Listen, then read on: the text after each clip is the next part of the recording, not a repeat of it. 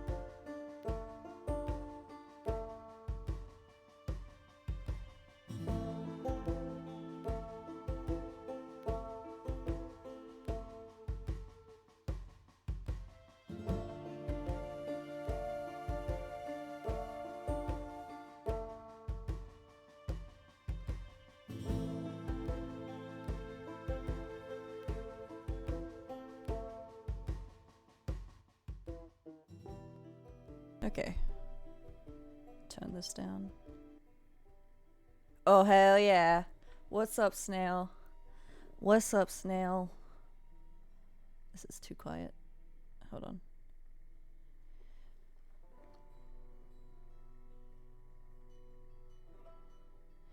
How we doing? Yeah, I'm alive. Hello!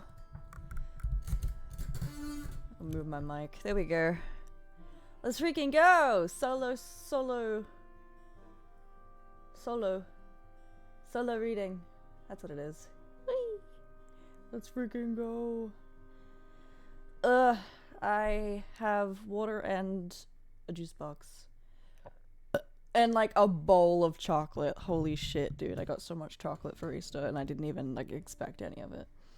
Oh, I'm glad you're doing good. Happy Easter and happy April Fool's Day to those on either side of the time zone. It is April 1st here. There will be no practical jokes in this stream. But if you want to pull a practical joke, there is the jump scare button, which I'm sure someone will use. Hell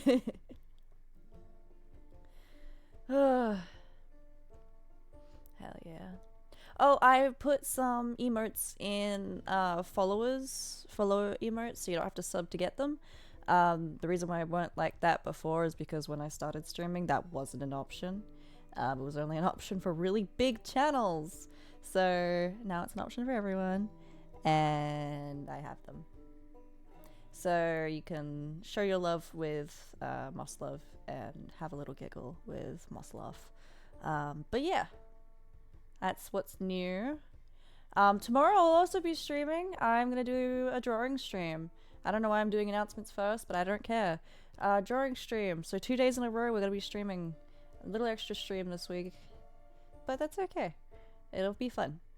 And then as usual on Saturday we'll be going back to Minecraft, and I will be, I don't know, probably just resource gathering. I have been looking at build ideas and nothing's striked my fancy yet, but that's okay. Oh my goodness. Love and appreciation for you, my friend. Thank you, my friend. Thank you, my friend. We love Snail. Eh. My model looks so weird while it's drinking. I've actually considered, like, I thought of it today, like, what if I made a temporary PNG tuber? Just cause, like, I don't like this model very much. Like, it's my old, it's not my old design, but it's my old art style and my hair has changed. Like, if I just, is that big enough? Not yet, hold on. Let me put this on the other screen. There we go. Like, it's not well rigged at all. It was my first attempt ever at rigging.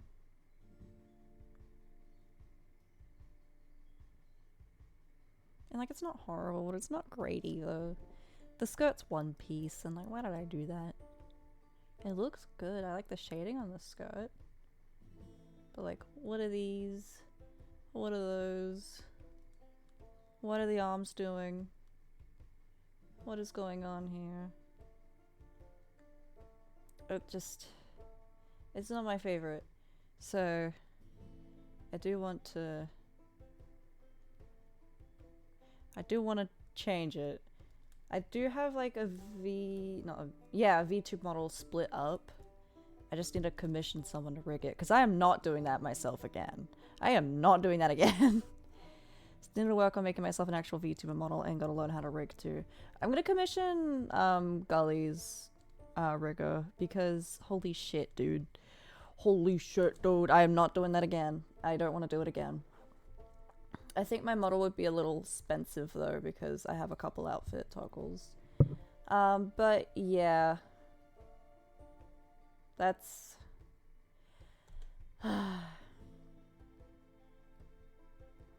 what you gotta do. It's what it is. I might make myself a little PNG too, but just for the quick fix, so I'm actually happy with how I look on this channel. But yeah. Learning random things, not gonna lie, that's why I want to do it myself. Fair enough. I like learning random things as well, but I think it's more knowledge than skills. Like...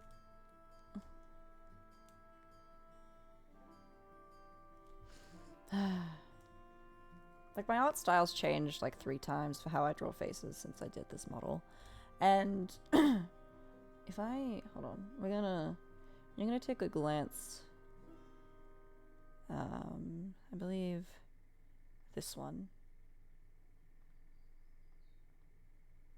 So this was the start of something else. Obviously it's not done, but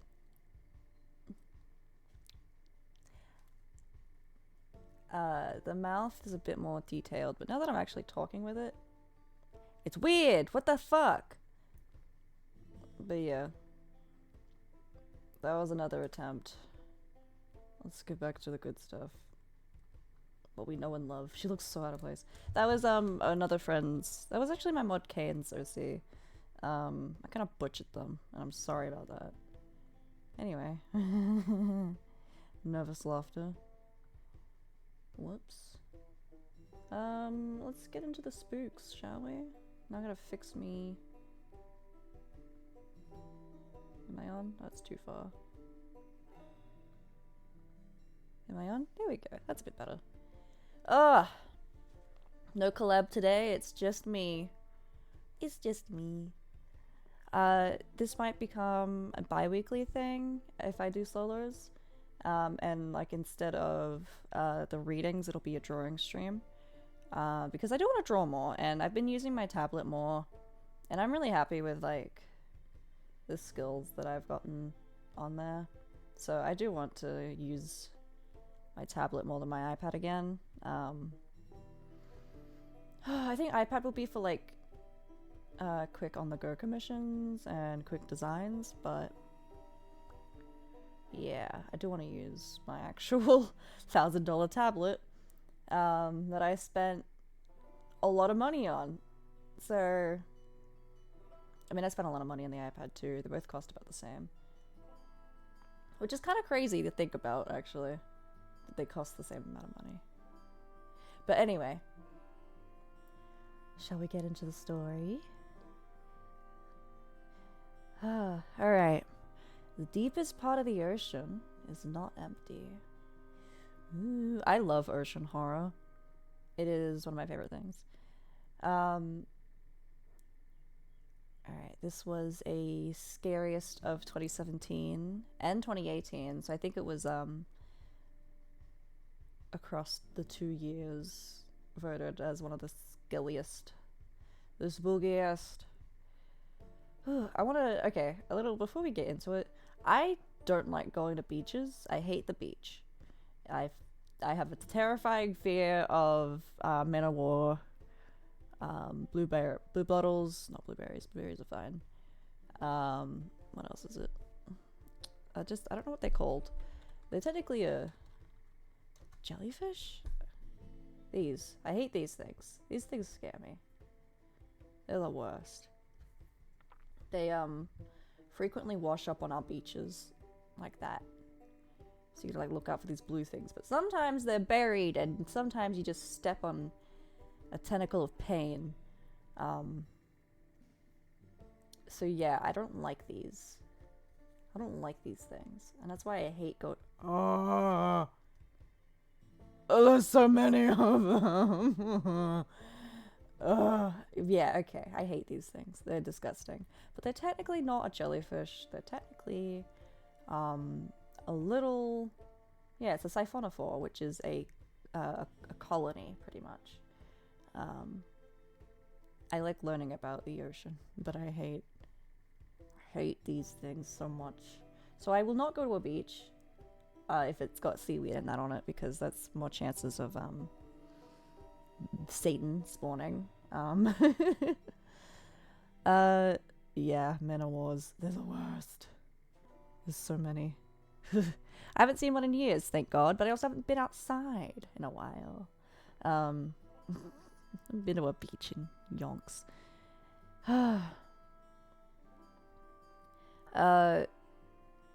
I am not afraid of the ocean though, I'm just afraid of the beach. I love deep sea organisms and deep sea like marine life. I love the ocean and like the shit it holds and all the shit we don't know about it, because we know more about space than the ocean.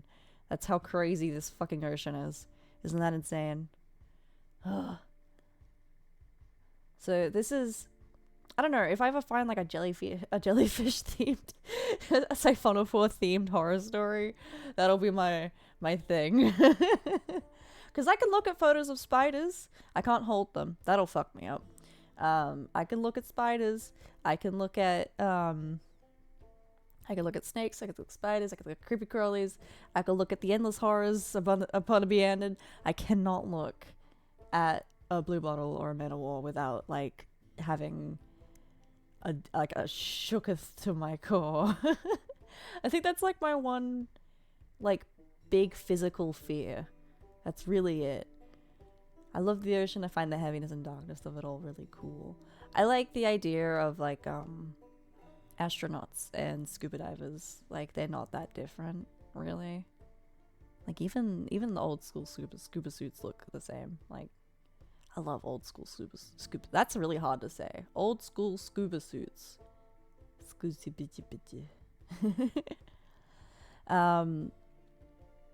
But yeah, it's interesting. I like the ocean. It's cool. The ocean has silent caves, deep, quiet and alone. Though there be fury on the waves, beneath them there is none. That's a cool little... I like that this starts with a little poem. Over the course of the last few weeks of training, I'd memorized nearly every facet of the TheJesseClark. Every dial and every readout and every knob and screen and nuisance of structure. And the quality of the personal submarine's craftsmanship never ceased to astound me.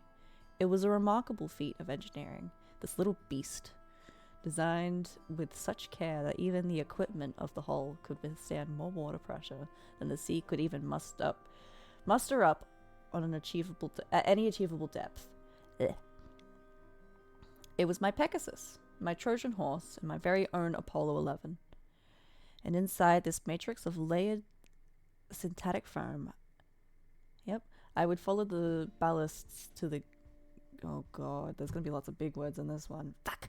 I would follow the ballasts to the gratuitous and unexplored depths of the Higgins Moor.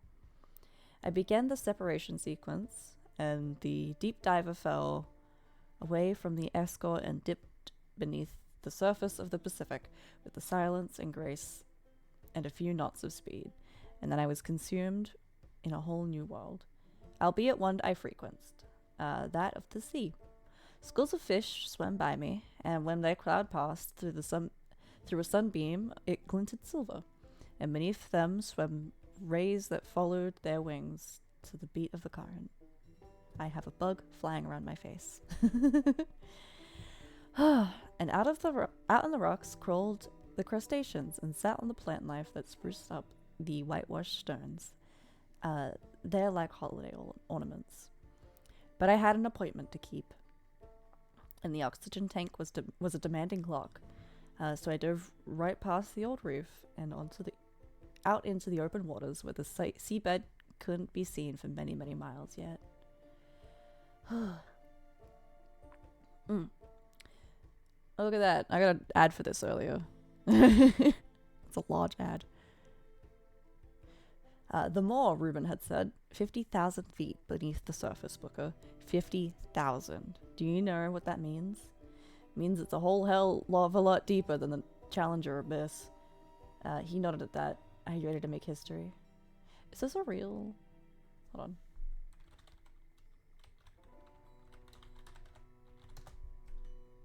Ooh, it is a real thing. Oh. It's the bottom of the Mariana Trench. Okay, so this fictional depth of the ocean is even deeper than the Mariana Trench. That's crazy. That's crazy, dog. Was I? I thought I was. I'd prepared for this lonely dive and nothing else for some years now. It was the culmination of a lifetime of work and study on the field, and so tight was my grip on my mind that I often dreamt of it in my sleep, of what I'd find at the bottom and what it would mean, and what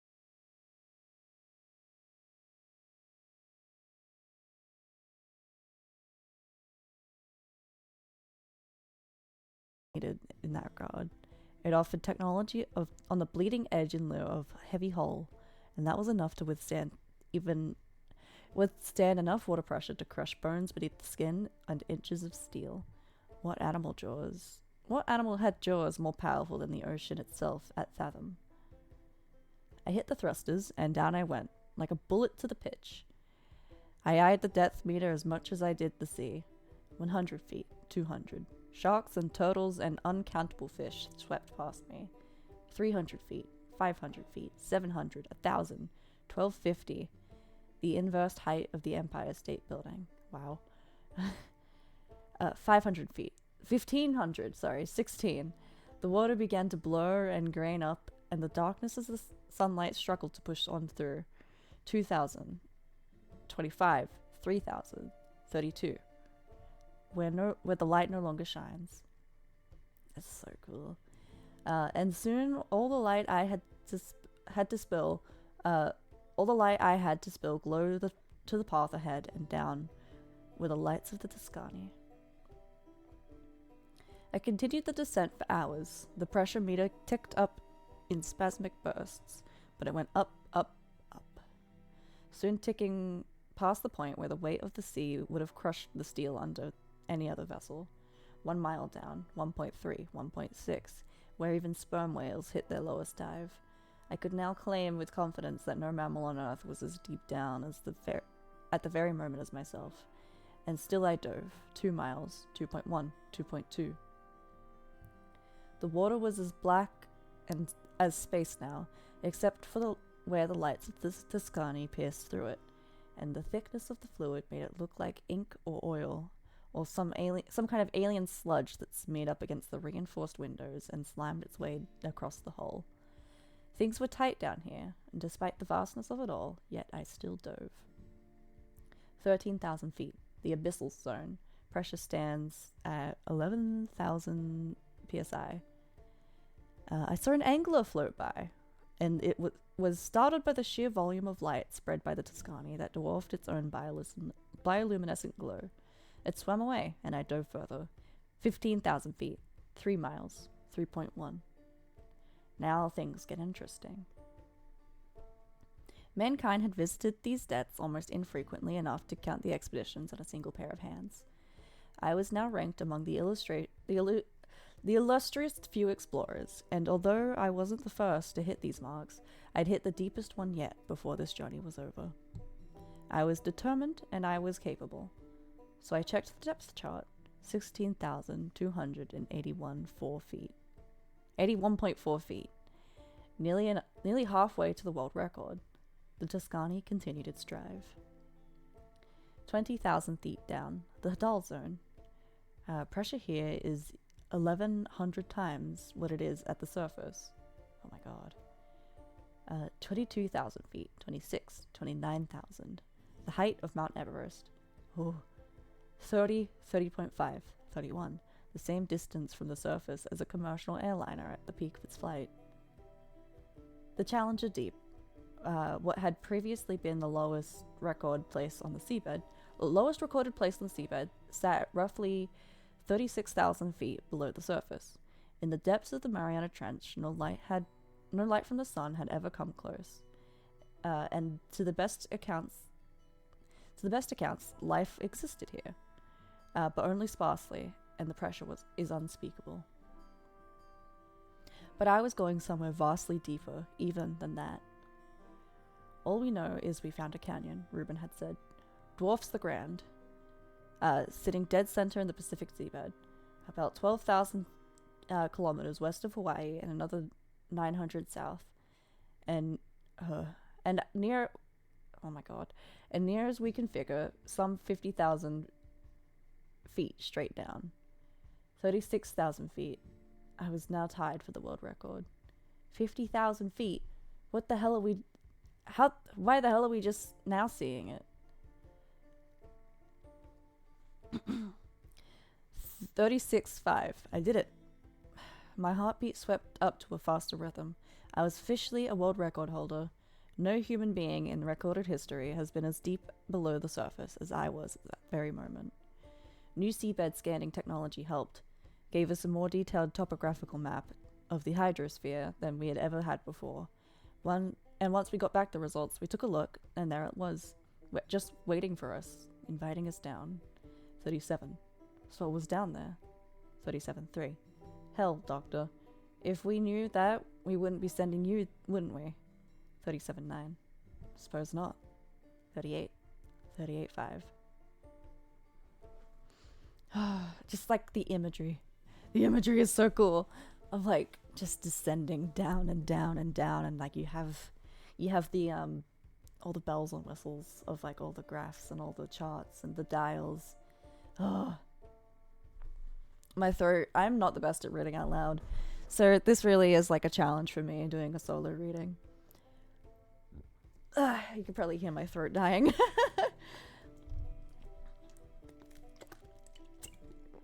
Alright. I'll be drinking lots of water today.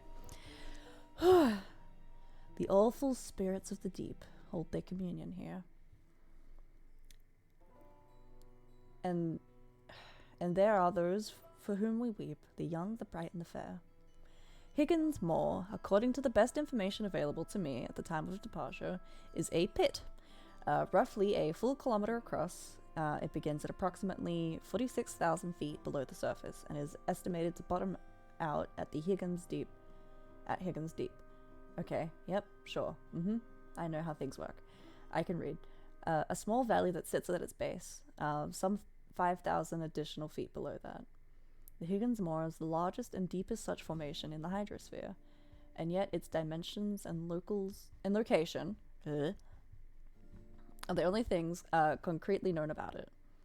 That, of course, is where myself and where the Tuscany come in.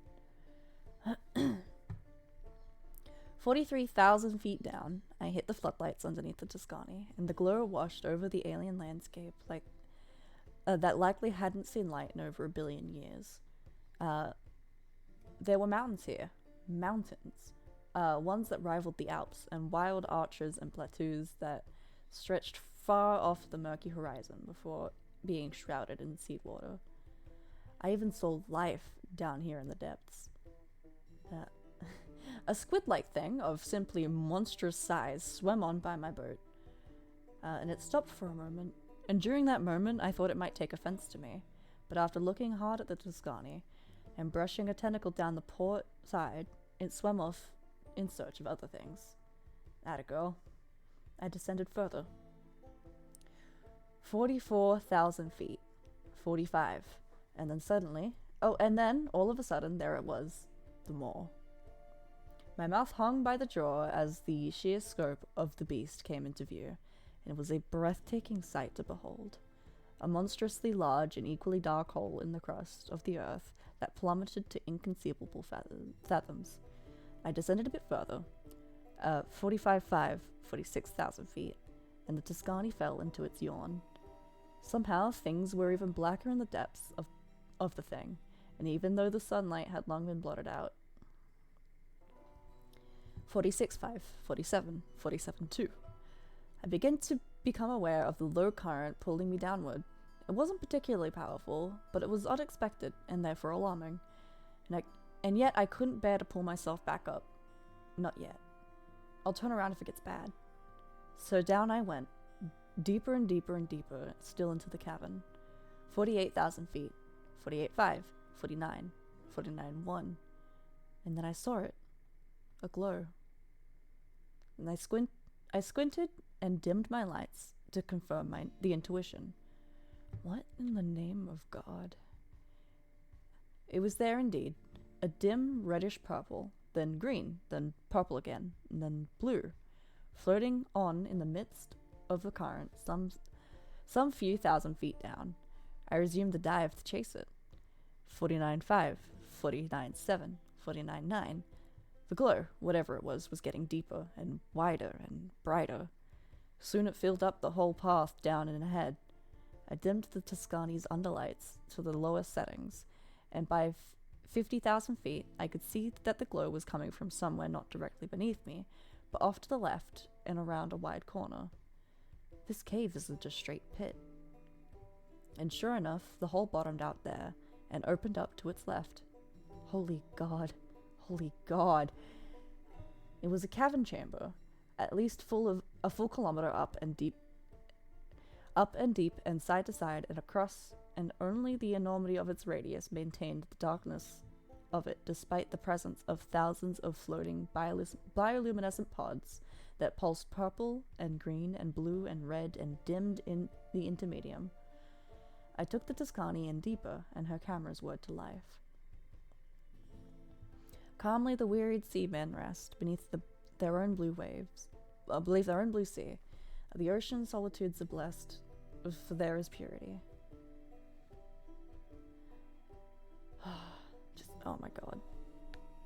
Just, there being, I don't even know, like, there's that many bioluminescent things in the ocean. Oh, I'm gonna take another swig of water. Good God, I just got possessed. Alright. The cavern became darker still when the pods faded into the water behind the ship. But there were more things that could be seen here than rocks. Tuscany, about a quarter hour after entering the chamber, soon floated on a bizarrely rope-like plant of utterly impossible size, one that appeared to stretch nearly across the height of the cave and grew wider at its base. Although the bottom of it was shrouded in blackness, I took the submarine in for a closer inspection. Hit her lights to the fullest setting. Clack. Oh, my heartbeat slammed. There were suction cups on it, each one as big as the Tuscany herself, and they writhed and pulsed across and down the full length of what was now clearly a tentacle. In a panic, I shoved the Tuscany back and away from the thing, but when I tried to turn her around, the base of the hull collided with the beast and stuck fast onto one of the cups. I gunned the thrusters and could hear a wet tearing sound as the machine ripped itself free from the cup's grasp. But then the tentacle came to life. It whipped and whirled and smacked around the cabin, and pressed itself to the roof and then fell down deep beyond where the darkness blanketed the floor. Come on, baby.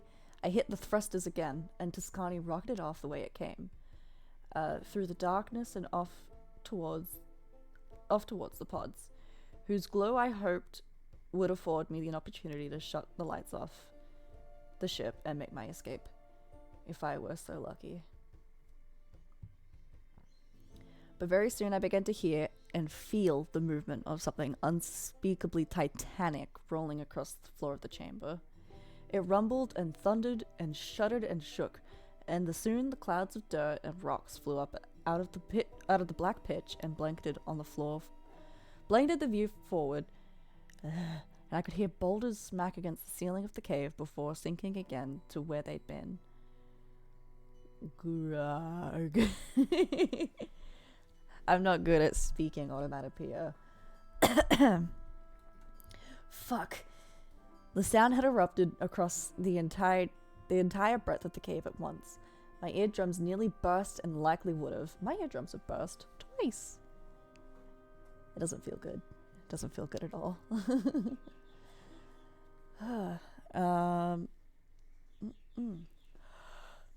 Had it not been the muffling of the explosion provided by the walls of Tuscania. The submarine shook too, but she held up her integrity well enough for me to fly on past the floating pods, some of which were now knocked about on their sides and rolling, and back towards the yawning mouth of the tunnel that would take me back out to the deep open smack. The Tuscany buckled and rolled with impact. The tentacle, I realized, had shot up from the ground and hit the bottom of the ship between her ballasts. But luckily, it knocked her up with force up towards the tunnel. I rolled the Tuscany with the hit and managed to regain some control. I boosted the thrusters again into the turn and up again, back towards the moor, and then I began to climb. 52,000 feet, 51.5, 51. So what's down there? Come on, baby, come on, don't you fail me now. Don't you fucking fail me now. Hell, Doctor, if we knew that, we wouldn't be sending you, would we? 50.5, 50, 59.9, 59.6. Tuscany ascended with the panicked speed, and all while she did it, I could feel the rumbling of the tentacle's pursuit in the walls of the pit. It smashed its way on through the tunnel, and whipped and thrashed, but Tuscany was too quick a runner. 47.5, 47, 46.8, 46.4, 46,000 feet, and climbing high. I suppose not. Tuscany burst out of the moor, and was about to rocket straight up back to the surface. But then, the tentacle flew out beside her, and nearly smashed in her front window. I bent the controls to the edge of their set casting, and Tuscany tanked to the left and up a bit, and missed the ground by inches. I hit the lights again to navigate the labyrinth of rocks I had managed, as I struggled to remount the climb. Reclimb the mountain also works, I guess. Ugh, what a time.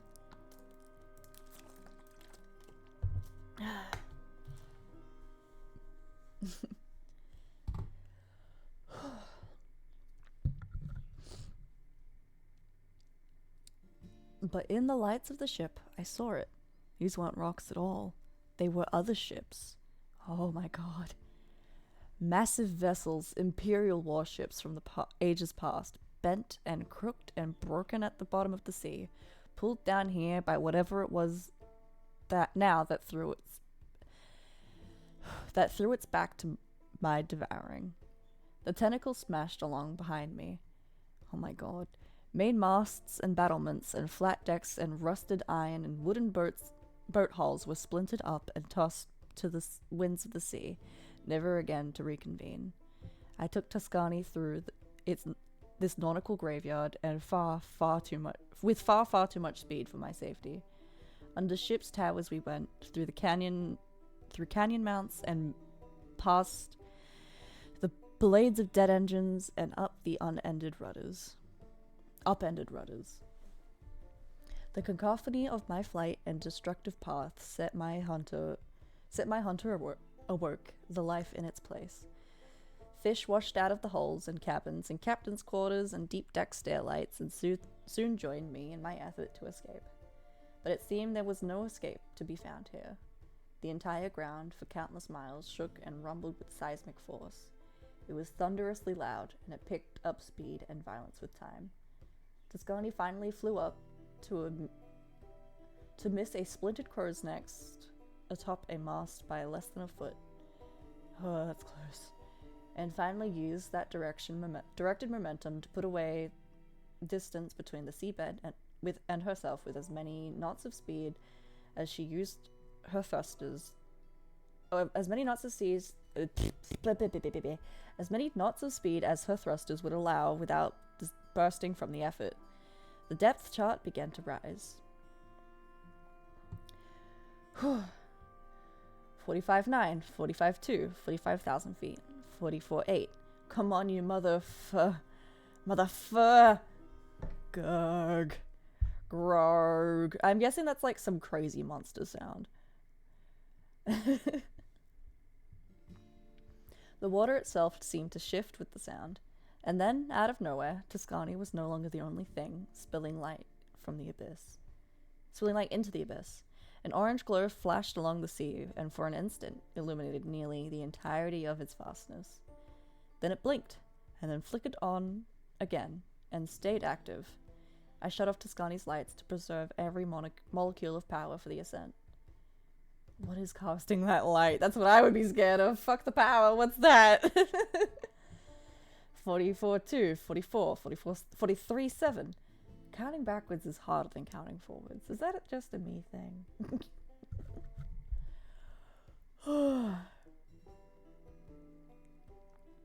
Beside me in the glow, I could make out the other creatures retreating too. Ones of spectacular size again that mankind had never catalogued and that I, sadly, would not have the time at all to study. There was a city bus-sized manta ray-shaped things. Oh my god, that's so cool. Wrapped up in clouded wisps of transparent jelly. And even that squid the size of a building.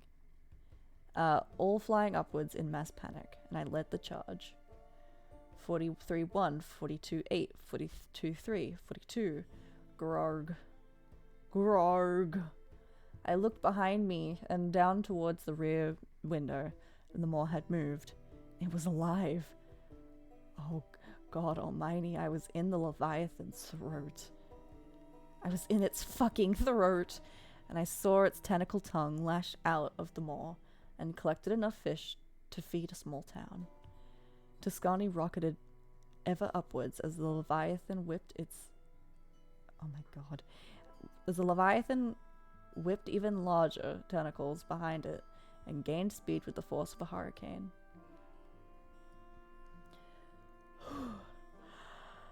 Oh my goodness. Leviathan opened its maw yet again and spewed forth its tentacle tongue. And with it whipped up several Olympic swimming pools worth of water into the gale-forced maelstrom. The mammoth squid was caught in its fury, and I saw, and then it vanished into the pit forever. When the maw snapped shut with a thunderous echoing snap.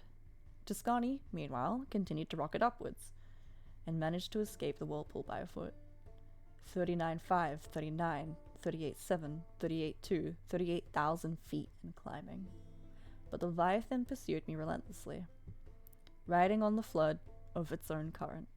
Its tentacles, each dozens of feet across and miles long, beat the water back and tried to gain speed for their host. I'm not reading the onomatopoeia anymore. 37.5, 37.6, 36.4. Tuscania had proved her worth with speed, and the pressure gauge now fell in jumps. It remained in the red for some time, and would for some time, but it was falling steadily, even as the depth chart rose. 39,000 feet, 38.3, 37.5. The Leviathan hadn't given up the chase, not yet. I could feel it doubling its efforts. The displaced water rocketed the Tuscany, and she buckled and rolled in the synthetic current.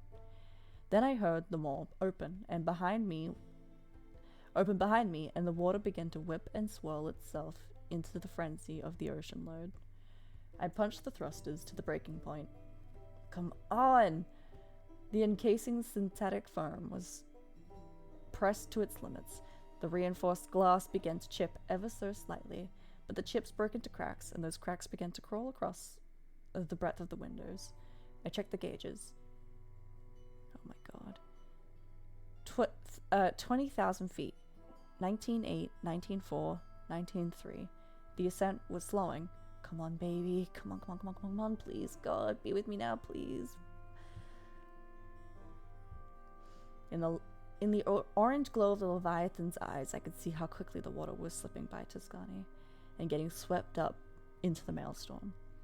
The submarine began to sway port to starboard and shudder and shake. 17.4, 17,000, 17.9, 17.3, 17.1, 16,000. I watched the gauge with nauseating desperation. 15.95, 15.92. I could feel her slowing to a crawl. Come on. Someone forgot to put an asterisk here. 15.925. 15.94, 15.96. Shit. And that was it. Tuscany was caught. And no sooner did the depth chart begin to slip then did I feel the whole submarine lose all sense of control and tumble backwards and around. I was thrown out of my seat and smacked my nose against the roof of the pilot sphere. Blood exploded, and it drenched my shirt and sprayed the glass and the entirety of the control set. I grabbed my face and began to apply pressure to slow the blood loss. But Tuscany again flipped ballast over ballast to starboard in the whirlpool and spilled me into the hatch ladder. I felt my shoulder dislocate and my kneecap smack into the bottom rung. My head swam, and still Tuscany tumbled backwards, and the cracks in the windows spread faster. 16.3, 16.4. Oh, we're going back down now. I could smell the inside of the maw through the hull of the ship. But then, all at once, and not a moment too soon, I got an idea. It wasn't particularly a good one, but hell if it wasn't better than nothing. I managed to limp and tumble my way to the controls and gripped the handles of the ship as the ship rolled. Wait for it. Wait. Now, the sound of the roar was so close, even every last control surface in the sphere rattled in its case. My eardrums rattled too, but then I flared up the thrusters again, full blast and at an angle, and the Tuscany shuddered and flipped and shook and with fortune fell straight out of the maelstrom with inches to spare. I felt the edge of the Leviathan's maw graze the starboard side, and the impact again sent me into the roof, while the ship rolled end over end over end again. I smacked my ribs up on a dip in the alcove, and fell down again into my seat, head first, and then out onto the floor. Ouch. I managed to right myself with my good arm and get my bearings. I was free, but only just. The Tuscany banked and tumbled again and rolled. Slower now in the absence of the whirlpool's flood current, but not yet in the control of its pool. I tried to steer away, but it was useless. The ship flipped around around the back of the Leviathan's titanic maw and up over its head as the beast flew on by underneath me like a freight train. And for the first time since catching the monster's eye, I began to fully appreciate the magnitude of its size. Its back was endless, snake-like and sharp-finned. Snake-like and sharp-finned spine, the size of a minor mountain range, and only quick maneuvering moved Tuscany away from the jagged back fins that chugged up towards me and sliced open the sea itself. They missed me by feet, and the blast of the current they'd swept up sent the submarine reeling backwards, off a bit further, and into relative safety. I quickly dimmed the lights to their lowest setting and caught my breath.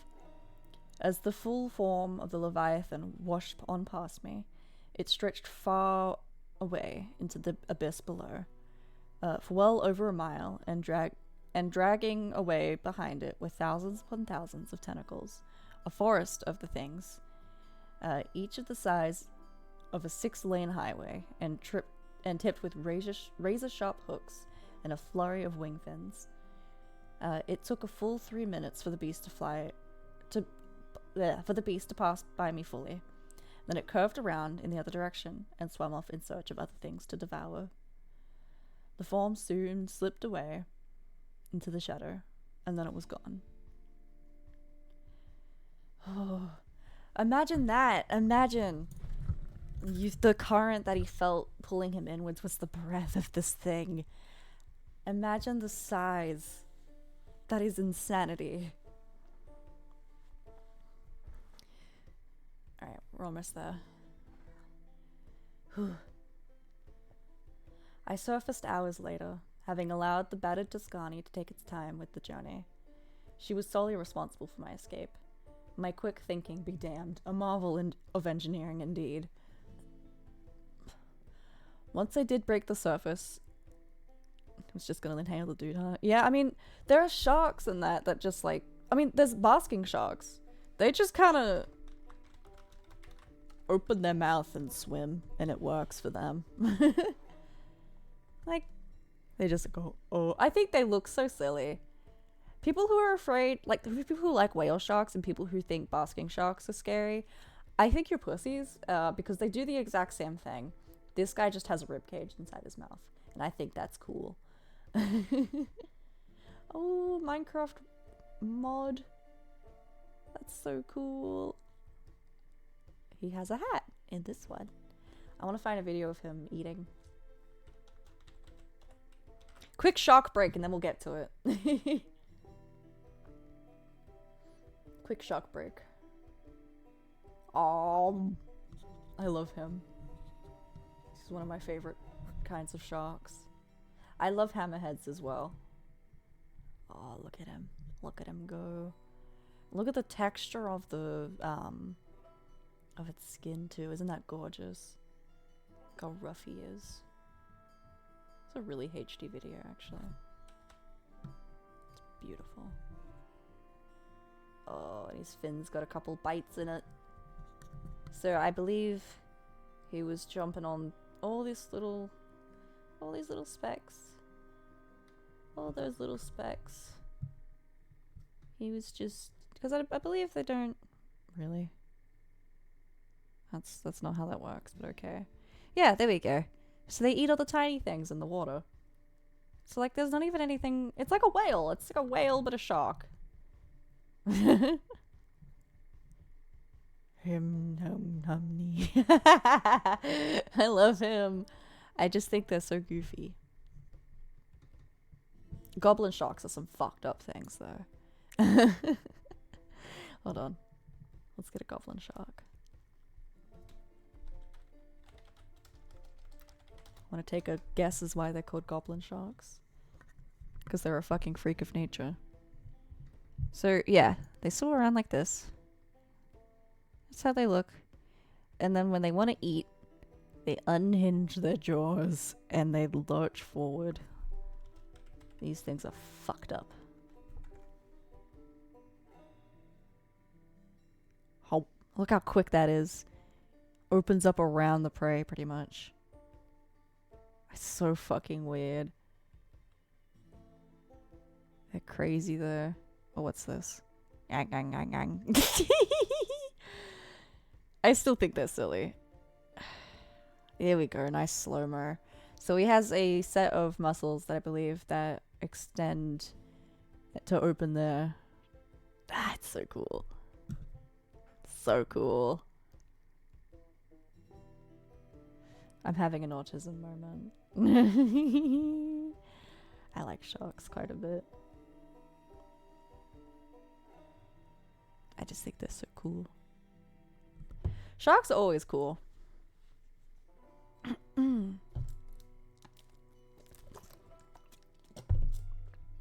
Alright.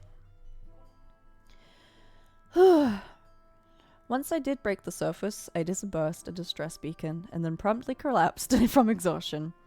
Evidently, I was picked up by the Coast Guard some hours after that, a few hundred miles southwest of Hawaii. I pulled from... hold on. Can we get a world map? Because I know Hawaii counts as a part of America, technically, but... Oh god, now I don't remember where Hawaii is. Hawaii is like between here and there, isn't it? Yeah, this is Fiji. That's like the rich kid holiday.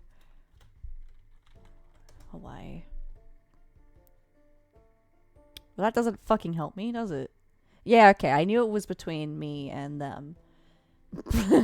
Them being the USA and me being Australia. So... Oh, that's where Tonga is. I knew some people from Tonga. It's like, anyway. So... It's technically part of the USA. So I would say probably somewhere between Samoa and Hawaii is where this thing is. Because I said south, right?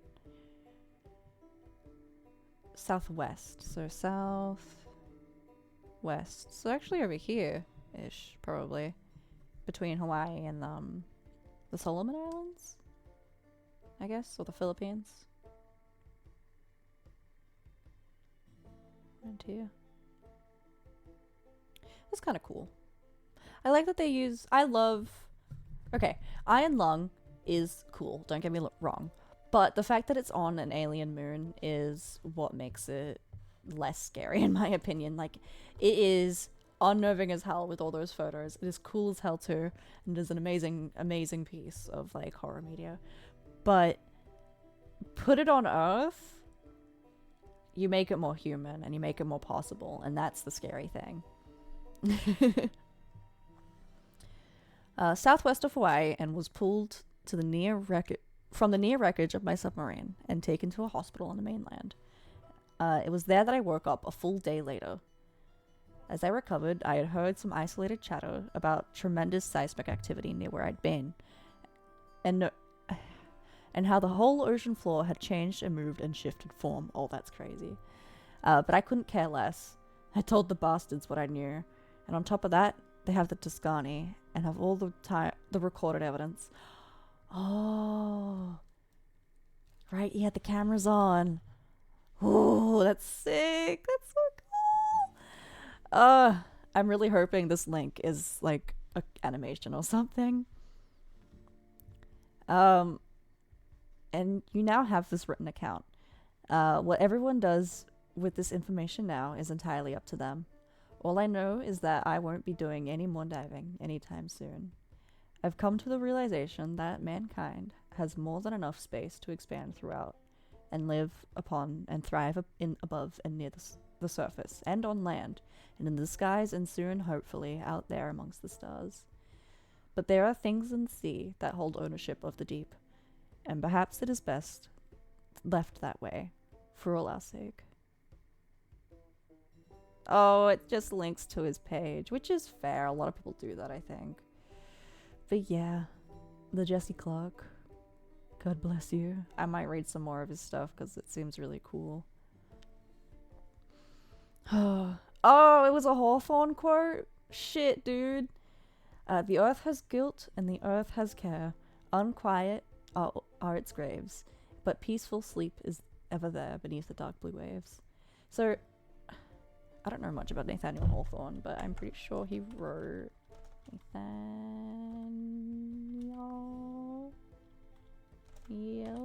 Hawthorne. What did you write again? So, I think you wrote The Scarlet Letter, but I could be so wrong. Yeah, you wrote The Scarlet Letter. Look at me! I know things! This man right here. We ignore the fact that I only know his name from Bungo Stray Dogs. So, Nathaniel Hawthorne. I want to know what this was, like what part that was. What book? Oh, I was born in Salem. I want to visit Salem. I think it's cool. 18.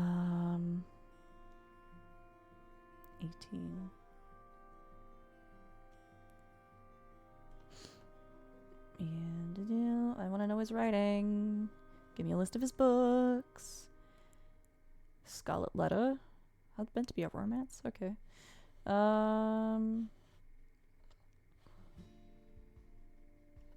Elixir of Life. Deliver Romance Unfinished. That's kind of cool that even like unfinished. Short stories. Twice Told Tales. That's the Prophet's House.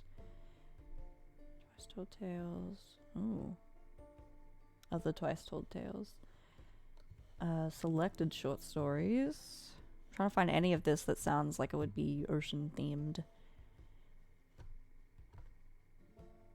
Whatever. Oh, related. What's related? Deepest part of the earth is not empty. Ooh, that's kind of cool. I guess this guy just really likes the depths. Few people asked for someone to draw the Leviathan, so I figured since I'm the one unfortunate enough to see the damn thing, I'd give it a shot myself. Please. Please still exist. Please still exist. Please still exist. Oh, look at that! That's so cool! That is huge. He said for size difference is the little white dot is the Tuscany. Size is enhanced, so you best at least could see it. This is amazing. Wow. That's a beautiful drawing too. Even if it's all scribbles, it's just so good. Wow. A little red dot in the eye. And a tiny boat. How crazy is that? That's beautiful. Wow. A lot of the time, like, the images don't exist anymore. If you get some time. Oh, Alaskan bullworm. Seems a bit small compared to what I was imagining. I wish I could... Oh, the size of the sub was enhanced. Okay. It's not the worm, it's its tongue. Oh. Fantastic read. r/Thalassophobia. Hell yeah. Great story. Jules Verne's meets H.P. Lovecraft. Awesome. I love looking through. That thing could solve world hunger. Free calamari. Mountain ranges worth of squid. Oh, I love seafood.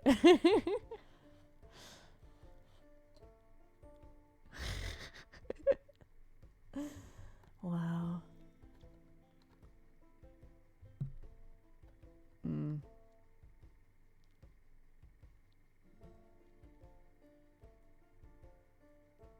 Logged in just to upvote. Yeah. Can I still upvote? Is that a thing? Can I still... Because this is a, an old post. I can't upvote it. Fuck yeah, it's not archived. It's so long. Well, it is archived. Okay. So, he was part of the earth. It's not empty. I guess this guy just likes to write about the depths.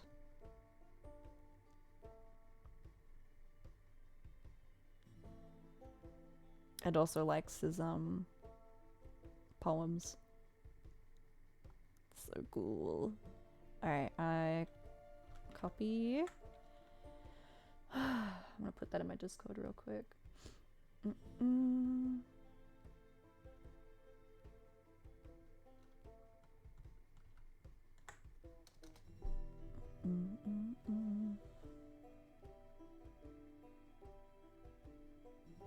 Maybe it'll be my next solo.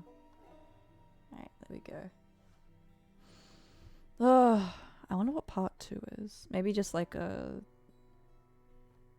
lore part? I don't know. Ugh, let me bundle up. The fact that there was just a ship graveyard as well at the bottom. Like it wasn't... Oh, it's so cool. Yeah, it probably is really cold down there. Reminds me of the worm whale thing from Courage the Cowardly Dog. Ooh. Rip. Fantastic read, made me more scared of the ocean. Alright. The USS District of Columbia deployed its cargo. A two-man Eisenhower-class Navy stealth sub called Agincourt, on which I served as navigator alongside the engineer Lovell.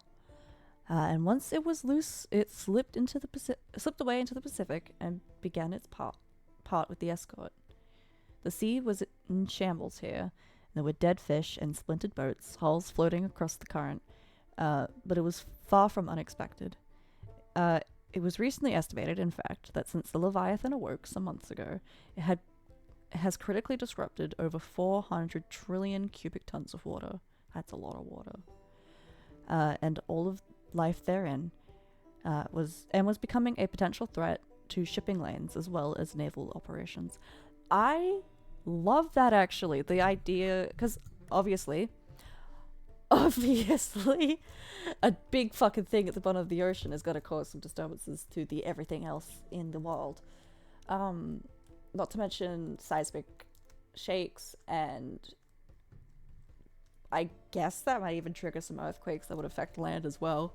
And if you got close enough to an island, to a country, tsunamis would be a big-ish as well. God damn. I think after this I want to check out the what is it? There's a channel on YouTube that has a there's a bot right at the bottom of the ocean. Like a drone, I guess, little robot dude that is just like recording and live streaming. A lot of the time it's just like nothing, but occasionally there's some marine biologists on the mic as well, watching it and like talking about it. I don't know how deep it is, but we found some cool things. Like we found the strawberry feathered starfish. And it looks like a fucking monster. Like, look at this thing. But really, sea monster species found. It's just a fucking starfish. It's not a face hugger. Jesus. It's just a feather star. It's one of these. It's one of these. But it's just very much deeper and looks like it has a strawberry for a body, which is why it's called the strawberry feather star. Which is cool. I think feather stars are really pretty. Look at that. How cool is that?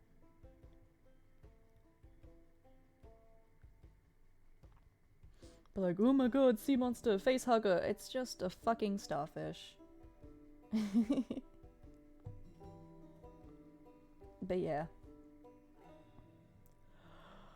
Oh goodness. It has been classified for these reasons and others as a severe national security threat. And so the Navy built the Agincourt on Tuscany's blueprint and selected Lovell and myself to man it, and instructed the pair of us to hunt down the Leviathan, lure it up from the deep, so the District of Columbia could move in for a swift kill without exposing her to the chase. Without exposing herself in the chase. Okay, so they're gonna kill it. They're gonna try and kill it. That's fair. Although, theoretically, this thing was here first. Do you think this thing's immortal, or do you think it has children? Because for there to be more of it, Like, for it to reproduce, there'd have to be another one. Or maybe the other one is, it's like how anglerfish are, where the male is more a parasitic extension of the female. Because the big anglerfish, that's all women, and the little males just attach itself to like the women, and then like shrivel off and die after after you know, doing its job. Alright. For some hours after we entered the sea, there was little else but quiet there, in the hulking mass of the District of Columbia as it followed. But then, even that faded into the seawater. And when it did, Lavelle and I found ourselves alone in the midst of the ocean. He descended the hatch ladder from the operations center, and joined me for a moment in the sphere. So, Latner, you're the nav. How do you plan on finding this thing in the middle of the ocean? I said back, I'm already tracking it. You see that? And I pointed up at the corridor of seawater that was moving north, and carried on for miles. We'd been following it for some time. Lavelle pursed his lips. I didn't realize there was a draft that big out there. There wasn't, I said, until earlier this morning. That Leviathan swam on down this way a few hours ago, and it left this little present for the two of us. Well, we'll be sure to thank it. How much longer before we see the damn thing? Not long. Look at those fish. I nodded towards a school of the things. You ever see anything like that? He shook his head. They look panicked.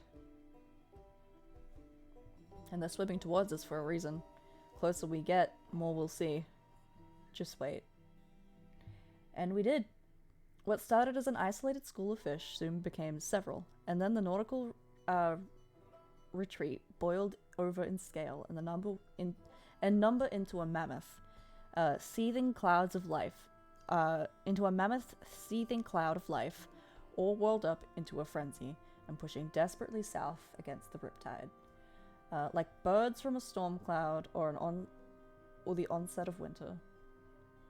The two of us not said a word until the crowd broke, and Argencourt again found itself floating in the open and quiet sea. And then I brought Argencourt to a stop, and Lavelle said, "Holy God." Ahead of us, and not more than 2 miles off, was a titanic mass of shadow, unmoving and so breathtakingly huge that not even all of its edges could be fully seen. It was the Leviathan. Blue whales and dinosaurs themselves paled in comparison to this monstrous mountainous thing. And as Lavelle and I sat and stared at it, it made its first move. A turn away into the depths behind it, followed by a sharp dive.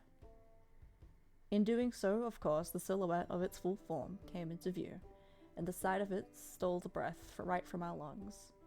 We couldn't have said a word in that moment, even if we'd known the words to say. We'd simply stared out at the thing and did our unworthy best to appreciate the magnitude of its vastness. It was as long as they said it was, an enormous, slithering serpent thing, whose tail broke into thousands of other tails, and drifted and curled and dragged lazily behind it, and fell deep away into the blackness. But seeing it in person was altogether a new experience. Before saying another word to me, Lavelle hopped back to the ladder, and climbed up to the operations room. Argencourt to District of Columbia, I heard him say. This is Lieutenant Lavelle. We've located the Leviathan. 33.34 by negative 153. Oh, that's coordinates. Hold on. I want to type that in. So 33.934. 33.934 by negative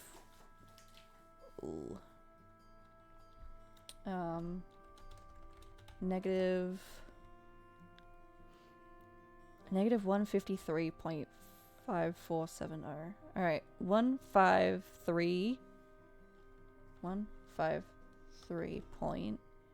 There's a lot of this. Point. Where is it? 153.4570. 4570. Coordinates. I want to see it. I want to see it.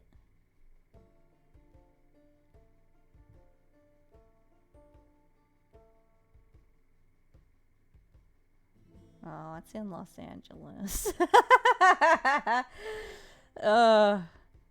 Maybe that's a mistake. It's in Los Angeles, guys.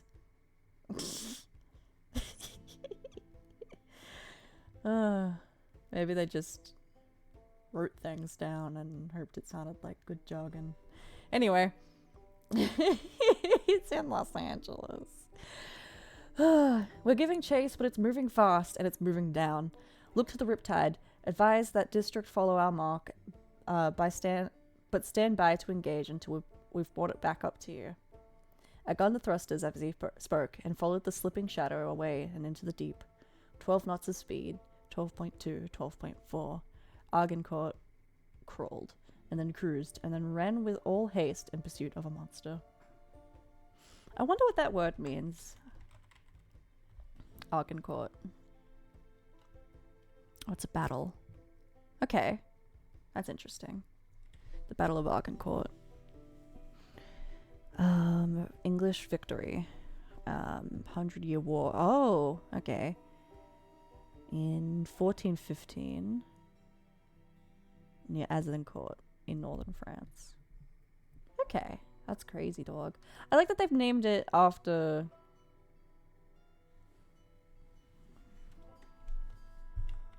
Word meaning.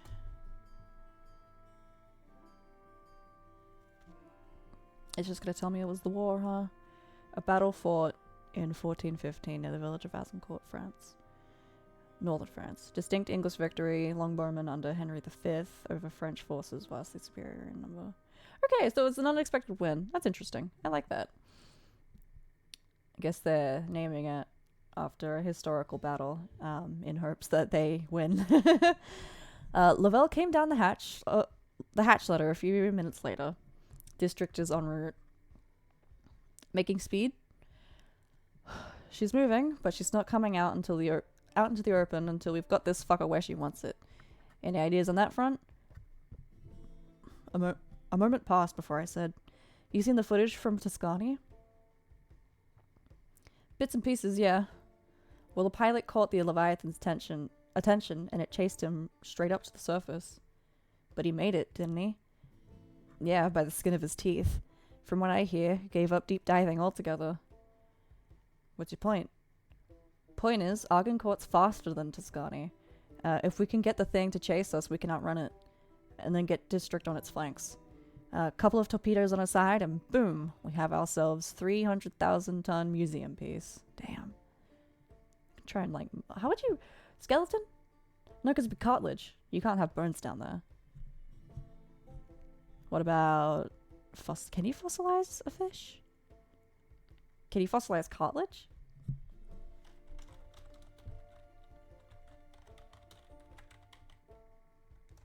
Cartilage. Cartilage doesn't fossilize easily. I want to see fossilized cartilage. Oh, that's what my little fellas are. I think. That's so cool. Isn't that beautiful?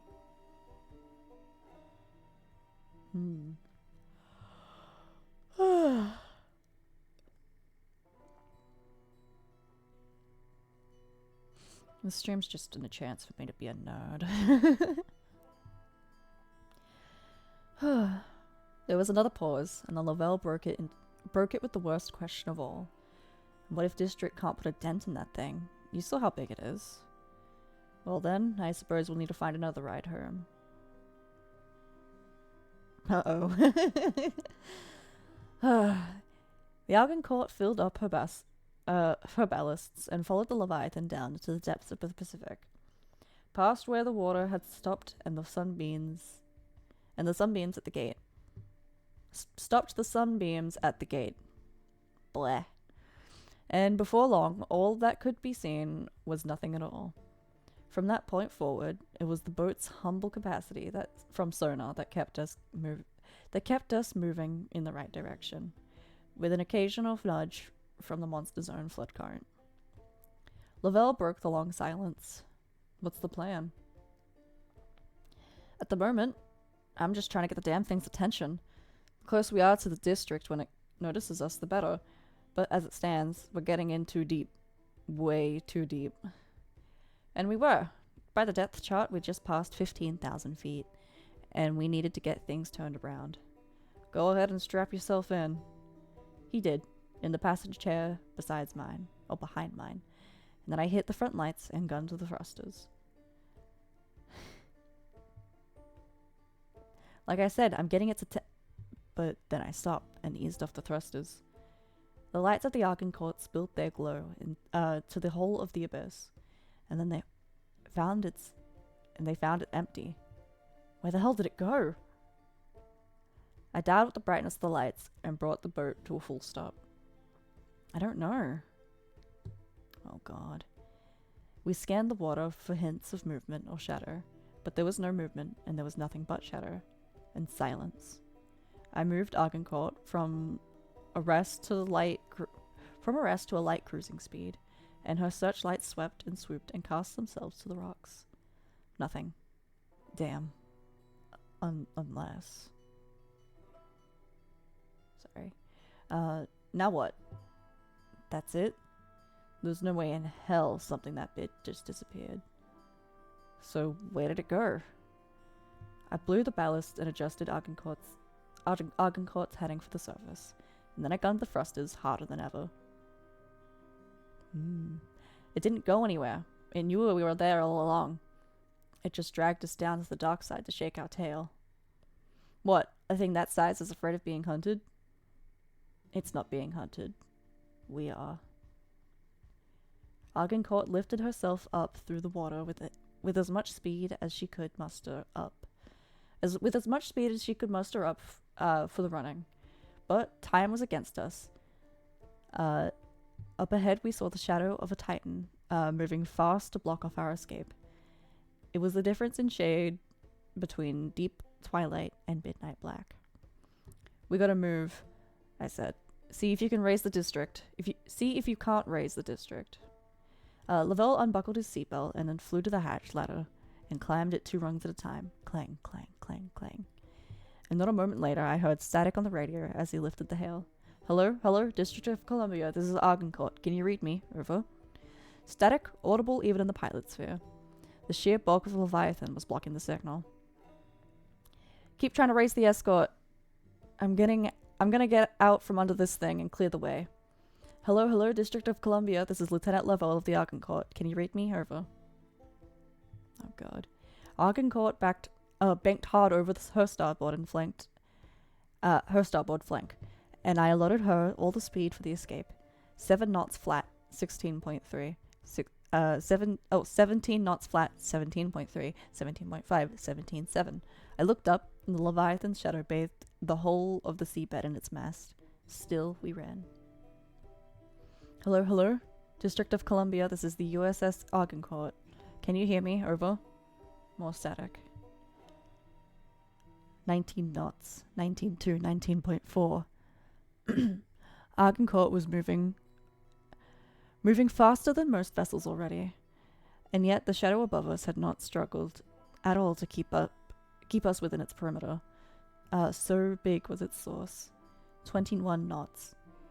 District of Columbia, this is Argoncourt. Can you read me? Over. Respond! Still nothing. 21.9, 21.2. I looked up. Oh, 22.2. I keep reading numbers. The shadow was murky and ill-defined, but I could make out the monstrous alien forest of its mighty tentacles, which wrapped and curled and spread out in all directions in the absence of movement. It looked like a black star seen through a bent lens of time, but it was slipping back behind us. Argoncourt was more than a match for speed. 23.5. Hello, District of Columbia. This is Lieutenant Lovell of the Arkham Court. Can you read? Still, I heard static, but there were bursts of clearer sound too. Just barely over the threshold of audibility. We were getting into the clear, and quickly. 25 knots. 25.3. Almost too quickly. Hello, District of Columbia. This is Arkham Court. Do you read? Over. Can you hear me? I looked up and back over my shoulder. 25.8, 25.9, 26 knots. Fuck. Fuck. The Leviathan wasn't pursuing us after all. It was moving back up. I fired up all of Arkham Court's lights and thrusters and blew her ballasts, and we began to climb. Lovell! What? What is it? Any luck on the radio? None yet. Why? Leviathan's not moving after us. It's going up. Good. District will hit it when it gets close then. It's not gonna get close. It's gonna come up right underneath the boat.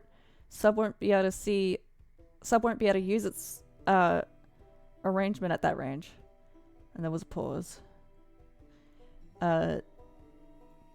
23 knots now. We lost speed when we moved up. 23.1. Oh my god. Move, god damn it. Move, get us up there. Just keep trying to raise the ship. 25.4 knots. 25.7. The massive shadow of the Leviathan was moving up into brighter waters, and we could see its tentacles falling into line as it gained speed. Hello, District of Columbia. This is Arkham Court. Can you hear me? Over. Respond. 27.3 knots. 3,000 feet below the surface. 2,000, roughly, to District's test depth. Arkham Court continued her climb, and gradually, as she did, the waters began to brighten. The pressure gauge began to fall, and the Leviathan, now swimming far above and to the left of us, came closer into view. Only then I did understand fully. District of Columbia stood no chance. Even in an unfair fight, this beast was unstoppable. Hello, District of Columbia. This is Arkham Court. Can you read me? Over. 50,000 feet to the escort's test depth. Hello, Arkham Court. Is District of Columbia here? Reading? Over. Listen to me, Lovell said. Listen to me! Ensign, we're telling you we do not have the Leviathan in tow. I repeat, we do not have the Leviathan in tow. It got beneath us. Oh, it got between us and is heading for the coordinates I listed earlier. If you're there, you need to fall back immediately. Do you copy? Leave now. 1,000 feet. 800. 750. Breaking up. Coordinates listed 33.4 by negative 150.45. Ning by package. Wait. District of Columbia, do you copy? This is Lieutenant Lovell of the USS Arkham Court. Are you there? Do you...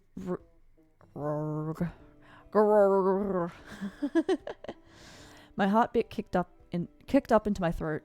I knew that sound. The roar of the Leviathan from the Tuscany's tapes. Clearly the beast had exhausted its usefulness for stealth. And that could only mean a single thing. Damn it. Boom, boom, boom. Lovell joined me in the pilot sphere.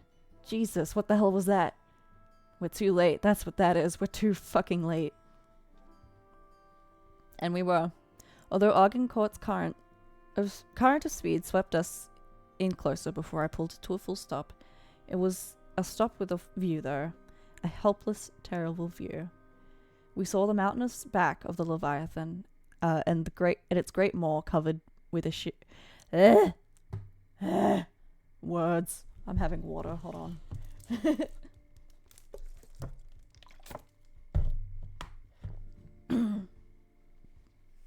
I know this isn't like the most relaxing reading ever, because you can tell that my throat's getting scratchy, and you can tell that I'm not the greatest at reading. I'm having flashbacks to like in school where they'd pull you aside for like out loud reading, and I'm struggling with the exact same things I did when I was like 12, and I'm 20 now. So clearly I've not gotten better at reading. But that's okay, because I don't have to be. I just have to enjoy it. Aha. Okay. Okay. Big yawn. Little reset. Deep breath. We saw the mountainous back of the Leviathan, and its great maw covered with a shield wall of its writhing tentacles, absorbing a series of torpedo charges from the escort sub. It discharged a flurry of Mark 48s from the pods. Those torpedoes left on rockets and detonated in waves. Boom, boom, boom. And for a fleeting moment, I thought it might be enough, if properly targeted, to turn back the Leviathan, or wound the damn thing, or something. But the beast took the hits and only crawled forward. And before long, the sub had only its ballistic arsenal, and nothing appropriate for a fight like this. It began to throw its whole effort to a retreat, but an Ohio class is a hulking mammoth, 2 football fields in length and nearly 19,000 long tons of metal and rivets. It is fast, but it's not fast enough. The District of Columbia was doomed. Try to raise the Dixon, Lovell. What are all these? I don't understand America. What are these names? I said, and my voice trembled when it did. District is a bus. District is dust. As I said it, the final torpedo in the Columbia's... why are they named after states, actually? The Columbia's armament cache was launched. It sped through the water and trailed a skipping, sputtering wake, and hit a tentacle and exploded tremendously, but fruitlessly upon it. After a moment of silence, the Leviathan unraveled itself, and its tentacles blocked out the last of the sunbeams at dusk. And they they swirled and curled and wrapped their vastness around the hulk of the district. Oh god. And then the vessel was gone. God damn it.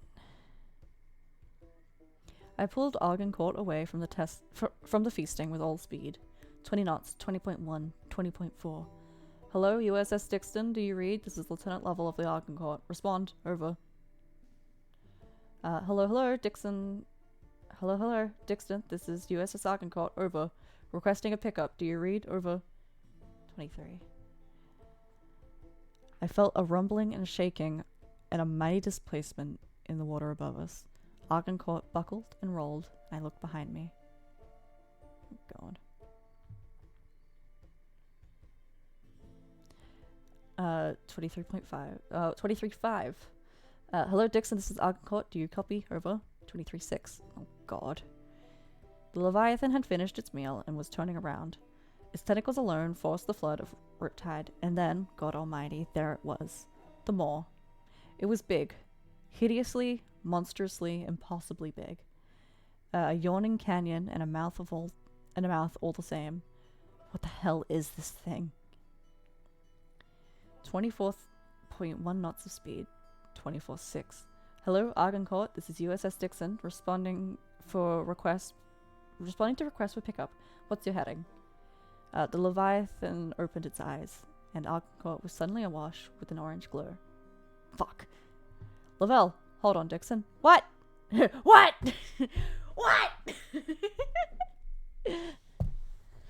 26 knots. Cancel pickup. What? Why? 26.3. It sees us. Tell Dixon to get itself to safety. We'll try to shake this thing and rendezvous. Dixon, do you copy? Argencourt. Dixon, do you copy? Over. Loud and clear, Argencourt. Isn't Dixon wasn't he one of the presidents? Anyway, 27.5. The Leviathan's tentacles flew into form behind it, and it gave chase. Help us, please, please, Jesus. I'm not religious. 27.7. Listen to me. We're currently heading northwest with all speed. The USS District of Columbia has been destroyed. 27.9. 28. I'm sorry, say again. Over. The Columbia is gone? Affirmative. The Leviathan has destroyed the USS District of Columbia. We are now... Grr, motherfucking... I gunned the Argonauts thrusted with for all they were worth, and they groaned and protested, but they did their job. If only just. 30 knots, 30.2, 33. Even if the ocean itself deemed to be draining into the thing's mouth by the lake load. Oh my god, by the lake load. That's a cool adjective. Come on, baby. Come on, come on, come on, come on. Argoncourt, this is Dixon, actual. Confirmed destruction of District of Columbia. Over. 32 knots. Yes, sir, the Leviathan took everything District had to throw at it, sir, and then just ate the ship. Jesus Christ. 32.5, 32.9. We've located your beacon, Argoncourt. The destroyer group is moving into rescue and engage. My heart stopped. 33 knots. Lavelle! I know, Dixon, are you there? Captain Gilsey, do not engage, sir, do not engage. I promise you, sir, there is nothing short of a fucking nuke that can stop this thing. Get the destroyer group to safety, and we will meet you there. Negative, Argoncourt. You've brought the thing into the opening. We'll handle it from here. Gilsey, out. Oh my god. Dixon, respond. Over. Argoncourt flew admirably. But from the sound and from its own effort, it rumbled and shook, and it swam against the might of the current. 34.7, 35. Come on, baby, come on, baby. Dixon, this is Argoncourt. Requesting you disengage immediately. Respond, respond, god damn it! The Leviathan was gaining. Whether or not that meant it was moving swift, or simply dragging the sea itself into its yawn, was unclear and irrelevant. All I knew, and all I cared to reverse, was the fact that Argoncourt was failing, despite a mighty effort to put a distance between herself and her hunter. It was a race against time and the odds, and it was a race that we were losing. 36 knots, 36.1. Dixon, this is Argoncourt. Answer me, you fucking psychopath. Disengage! Every dial and needle and stick and lever rattled in their sets, and my eardrums shook. Upstairs I could hear Lavelle screaming in rage and pounding the sides of the control panel with a wrench. Yeah, I like Lavelle, he's funny. 37 knots, 37.3. The closer the Leviathan got, the more speed we needed, just to keep ourselves alive. It was like being caught by a pull of gravity on the edge of an event horizon. One wrong move, a single mistake, would doom us. I began to see the shadow of the moor creep over the ship. Argoncourt was nearly at capacity. 39 knots wasn't enough. Argoncourt to Dixon, do not engage, I Lavelle paused when he heard the static.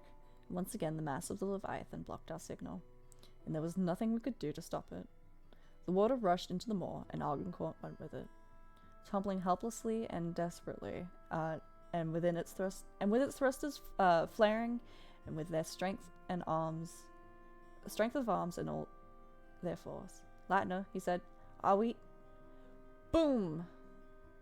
The force of the explosion from an anti-submarine ship-to-ship missile undoubtedly expanded through the sea, and seemed to set the whole ocean ablaze. The Dixon had arrived. Boom! Another explosion went off, and it shook our ship to the core. The Leviathan rerouted its course for the surface with desmotic speed. Behind us, by not more than a few hundred feet, we felt its mass as it moved. Undersea waves were unleashed that enveloped and consumed the Argoncourt and sent her tumbling ballast to ballast and left her nearly belly up in the water before she rolled around again. Boom, boom! Boom, boom! The explosions were getting closer. Lavelle, don't they know we're down here? Boom, boom, boom. I don't know, they might have lost our beacon with the radio signal. What does that mean? Boom, boom, boom. It means they think we're fucking dead. Can you try to raise them again? I don't know. There was a mighty flash of light, and then boom. The force of the latest depth bomb washed through the sea and through the Argoncourt's battered hull and into her cabin. It set me reeling, despite my restraints. My ears rang and reported back nothing but that ringing, and the ship buckled and tumbled and groaned and shuddered and shook, and the lights flickered and the alarms blared and the panels flashed red. I unbuckled myself from the toppled chair and rose to my feet, shakily, and stumbled over to the controls. The explosions were no further off than before the last one. But my ears struggled down to report them properly. Everything was muffled. Everything swam. My head, my vision. I fumbled at the controls and found half unresponsive and the other half's blaring. What? Lavelle! I heard myself shout. Lavelle, can you raise the Dixon? Lavelle! I kept fumbling over the controls. Dials and readouts and panels were in their off state. I tried boosting the thrusters and only heard the clicking sound of the control and it said, Lavelle, are you there? God, just screaming and explosions. I could hear my own heart more so than the battle. Lavelle! Oh, Lavelle? And gradually the shock began to fade, and when it did, it gave way to something worse. Fear. Lavelle!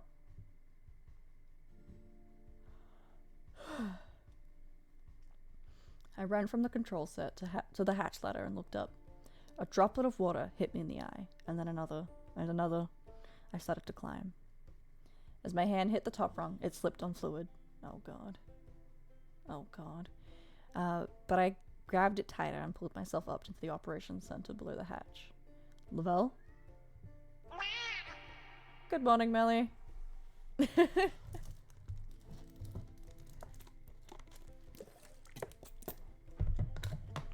Thank you for the meow. Meow! Let's go. There was no response. Of course there was no response. Lavelle was sitting at an unnatural angle against the far wall. His eyes were still and shut, and a bit of blood pooled from his right ear and down his shoulders, where it was washed away by the steady trickle of seawater from the bent hatch. That became a stream, that became several. The lights flickered again, and I reached my friend and knelt down knelt down next to him in the water. My question is okay, underwater, I'm assuming it's like with an airplane, you know, like that incident recent where the door, like the emergency door, just flew off its hinges, like just poof. If someone was sitting in the seat next to it, they would have gotten sucked out immediately. So I'm thinking, how is the pressure not filling and sucking them out if there is a hole in the wall deep in the ocean? Obviously, I don't know how the ocean works. Alright, so a little catch up for Melly, who's just joined me, my precious, precious darling mod. So in the first story, we're in part 2, this one's a short one. This guy was like, oh, we found something deeper than Mariana's Trench, we're sending you in there. And then he goes in, and there's all these bioluminescent pods inside, and he goes in, he's like, whoa, this like expands out, like it goes sideways. So he's like at the bottom of the cave, and he's like exploring. He finds like a weird plant, and suddenly the plant has tentacle, like suction cups. So he's like, fuck, that's a tentacle. There's a giant squid down here. So he like backs out, and it goes up and up and up. And he turns his lights on, and there's a Squidward. He turns his lights on, and there's like a ship graveyard of all ages, all types. So there's like the wooden battleships of ye old times, and there's old boats, old cruisers, old submarines, everything just accumulated around this like hole in the earth. And he keeps going down and down, like he keeps going up and up and up. And the tentacle like bursts out of the hole and keeps following him, but the hole as well follows him too, and he realizes that he went into the throat of a Leviathan monster. Here is the image that OP drew. So this tiny dot here is his submarine, and this is what he swam into. He swam into the mouth of this thing and came out alive.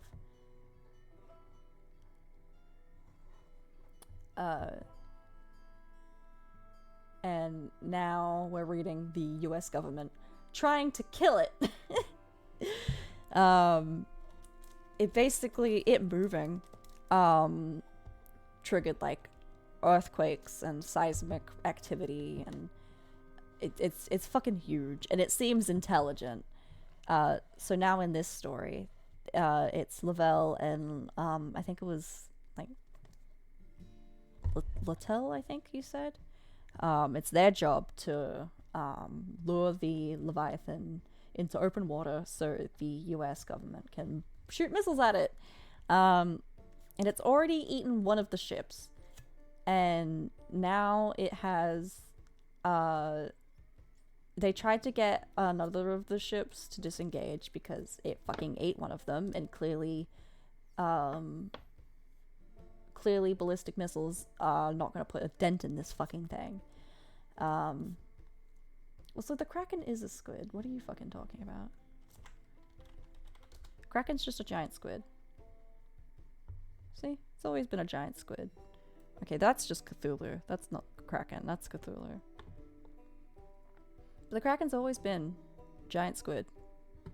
Giant squid. Oh, what? Okay. No, it's just been giant squid. I think the Kraken's interesting. Really? Oh, is this like Godzilla universe stuff? It's kind of cool. Yeah, this is Godzilla stuff. That's kind of cool. It's a nice new take on it.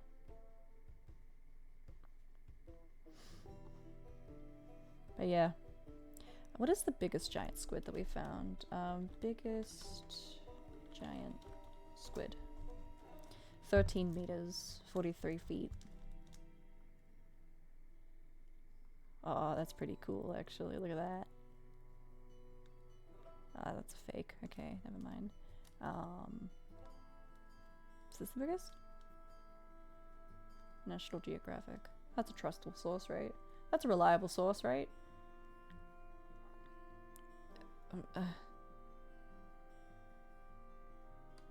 Bro. No. I just want to know what the giant squid is. I don't want to provide my email. I want to see the squid. I want to see big guy. Plushie. Who wants to buy me this? Is this it? I like that they're all red. All the giant squids are red.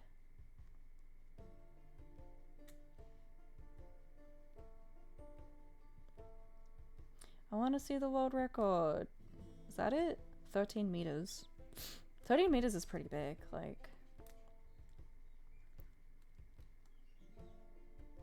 Colossal squid? Britannica? Surely.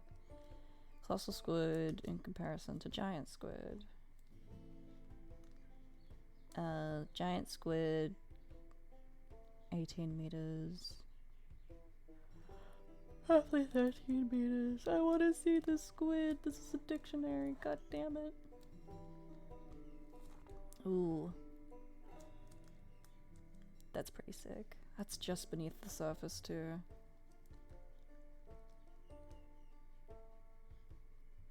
Wow. Look at that. That's huge. Imagine the calamari out of that thing. It's so cool though. That's so cool.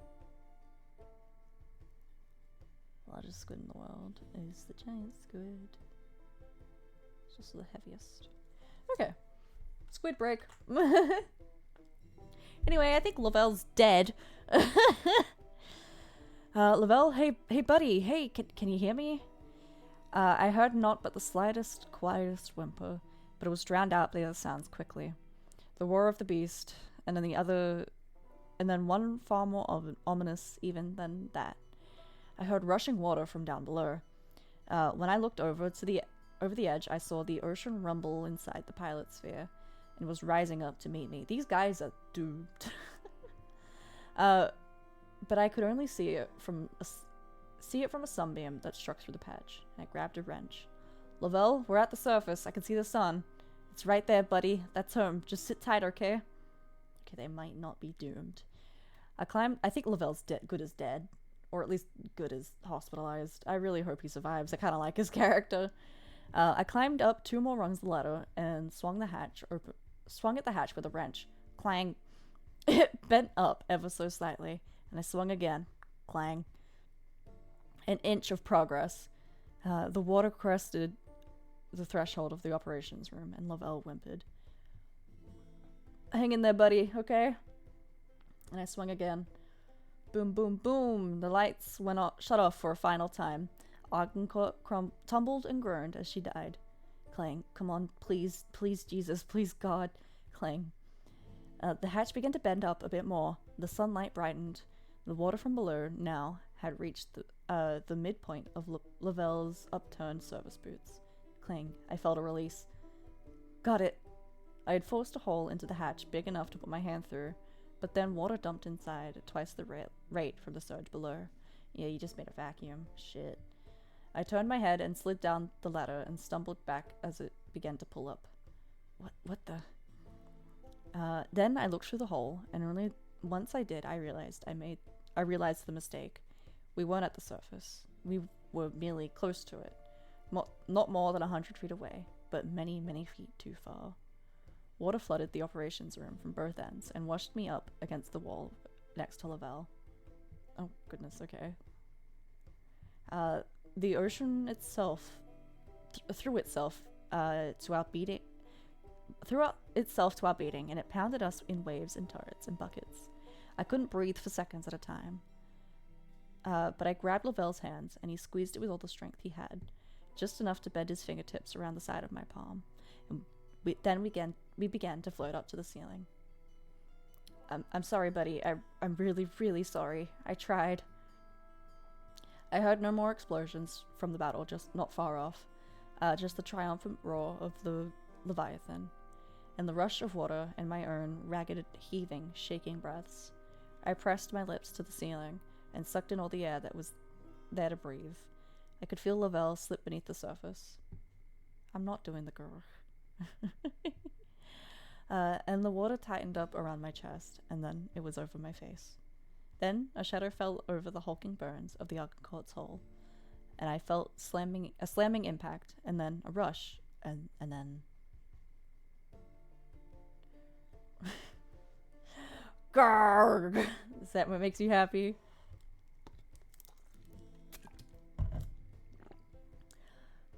I'm guessing that's like cutting sounds? Clang. They're inside. I opened my eyes. They hurt. And I didn't know where I was. I didn't know when it was. I knew nothing at all, in fact. But I heard footsteps, and I saw a shadow. Then I felt something grab my shoulders and hoist me up. A bucket's worth of seawater fell from my shirt and hair and my face. What? You're okay. You're okay. Lieutenant Latner, is it? Hey, come here. It's okay. Hey, buddy, it's okay. We're gonna get you out of here, okay? Ensign, tell ENG we got a survivor. Yes, sir. I don't know what... It's okay. Lavelle. What's that? Oh. Lavelle, is he... I don't remember. I can't... I started crying in pitiful, wrecking, heaving, messy sobs. Hey, it's okay. It's okay. Can someone help me out here? And then I started to slip. Hey, I'm losing him. And then everything went black. Oh my god. This is so good. I woke up in a hospital bed. For more than a day, I was delirious, but once I came to it, I was filled in, as I, in turn, was able to recall my story for a report. From what I was told, the following had happened. The Dixon had been destroyed. lost with all hands, along with the escort and, of course, the District of Columbia. All told, the Navy lost more than 700 good men in the operation. Among them was a lieutenant named David Scott Lavelle. Aww. In the deadliest day of history of the Navy at peacetime. Man, I liked Lavelle. But I learned something else as well.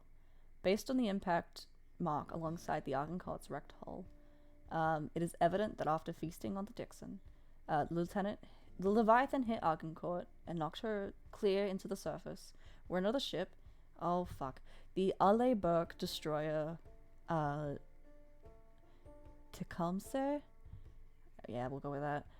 Tecumseh found her rolling in the surf with a broken hatch.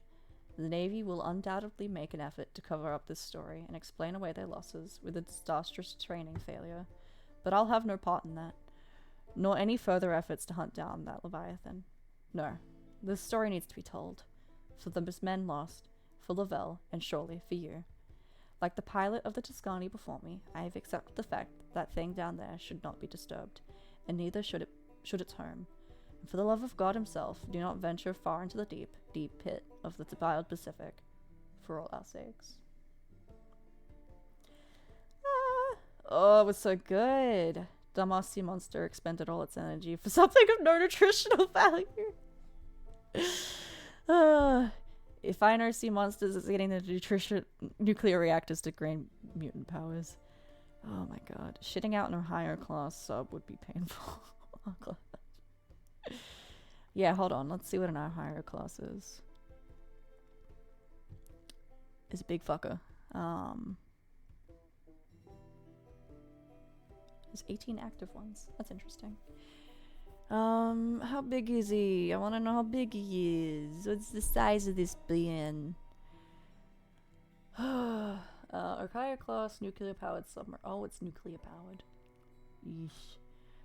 14 ballistic missile submarines, 4 cruiser subs. Man. Either way, it would be huge. It looks pretty flat as well from this image.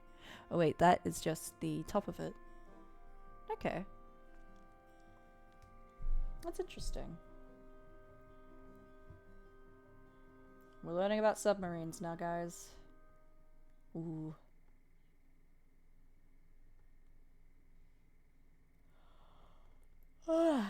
List of boats. Oh, is this why...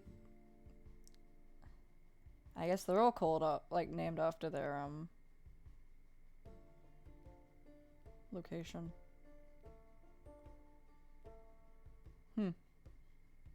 Weird. Man, that was good.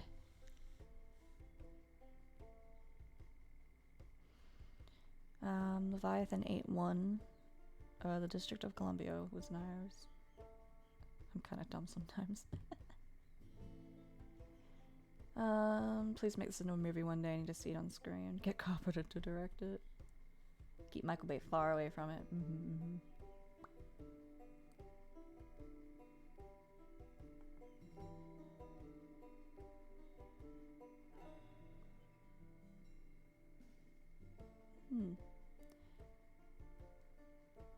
Whale space monster. Okay, so this one's in space, but there's something similar to it. Why is there so many pop-ups? God. Take one hell of a bomb to kill that thing. From what I gather, it's miles long and wide, correct? The biggest conventional weapon we have can't even hurt it. That bomb being the Moab. When detonated on the ground, it causes a crater 100 yards in diameter. But the pressure wave continues a little further. Nowhere near powerful enough. Yeah, wow. Wow. Intelligent snail +1. That's crazy.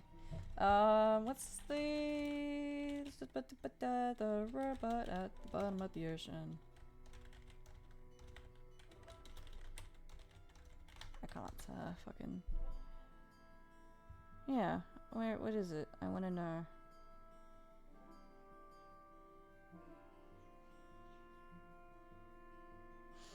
Is it Ocean X? I don't know. There's like a YouTube channel I have. Oh, he's cute. He's a cute one. I want to see him. Hold on. Look at this guy. What a cutie patootie. He can grab things. It's a scuba diving robot. They're probably good for oh, there he is. Yeah, looking at wreckages. Oh, he's got a fish. Look, he's got a fish. Really good at looking at for wreckages, and maybe even like what's it?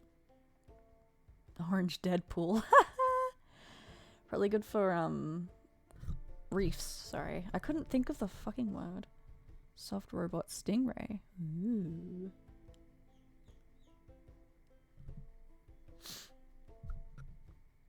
Hi Lumo. Hello Lumo. We just finished the story, but it was really good. This is the monster. Look how fucking cool he is. Look how cool he is. This is a submarine, by the way. This tiny little dot. It's called the Leviathan. You were mowing the lawn. Oh, what dad activities? Dad Lumo. Father Lumo. I'm trying to remember the name of the robot that's at the bottom of the ocean. Ocean robot. Broadcast?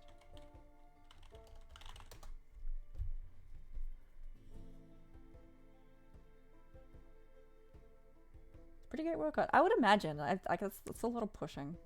Be pretty heavy. Seamount?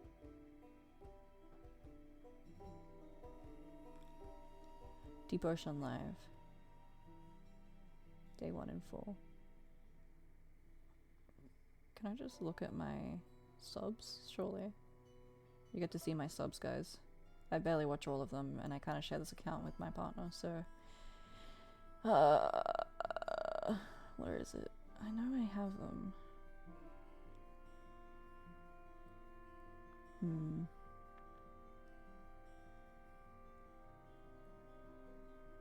Do I still follow them?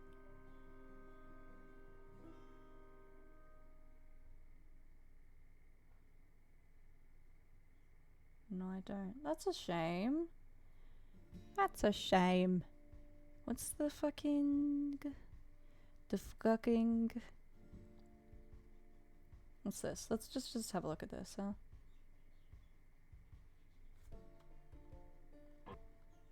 Pause music, hold on. Boop. Go to the surface if we haven't regained. Absolutely. And normally you'd be mapping the reef, wouldn't you, as you descend, to try and take a transceptive video for the scientists above and give them information when they go back to wherever they're going. They're from all over the world, aren't they, the scientists up there? And a reminder too that we really don't know what is beneath us. No one, apart from us this morning, has ever... Yeah, this is the channel. Here we go. This is the channel.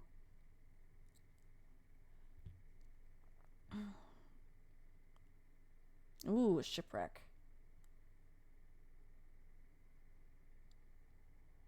I like it when they, Is that the cockatoo squid? Cockatoo squid! Oh, they saw one on the last watch and I was so jealous. It retains ammonia solutions inside its body that gives it a balloon-like shape and helps it float. Oh, it's turning around. Wow, that's an incredible image. Yeah. When we first saw it, it was pretty transparent, and then the chromatophores lit up and it became spotted as we got closer. Yep. See, this is what I love. Hold on. I'm gonna do it just chatting thing.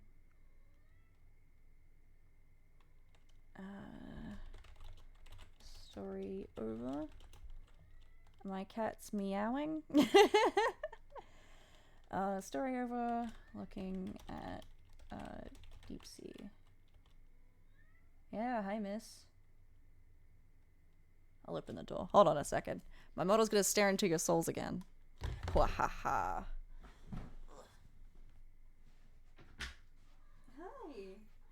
Hello. Yeah. Oh, you wanna be That was a mouthful of fur. Hi. Hello. Do you just want to be held? Do you want attention?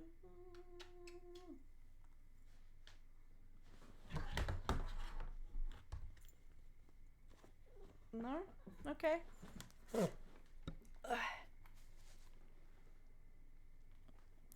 Okay, well. Yeah. Get my blanket back on. It's too cold. It's meant to warm up later, but it hasn't, so I thus blanket. Looking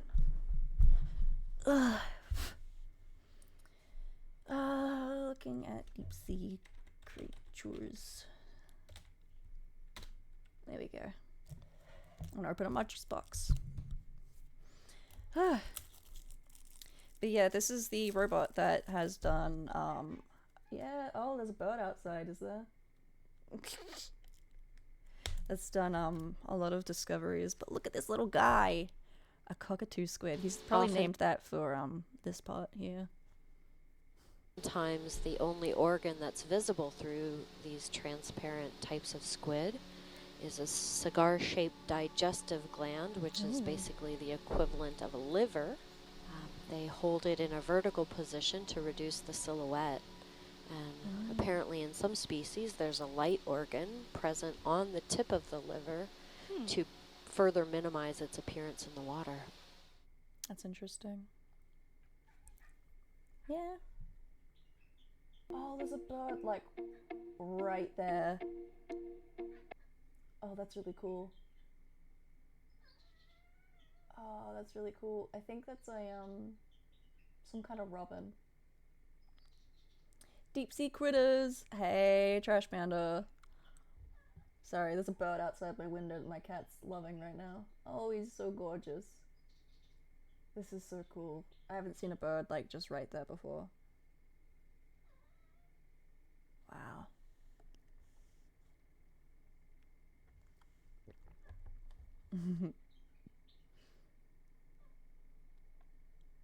Oh, tooth update. That's cool. Here we go. Let's look at some highlights from last year.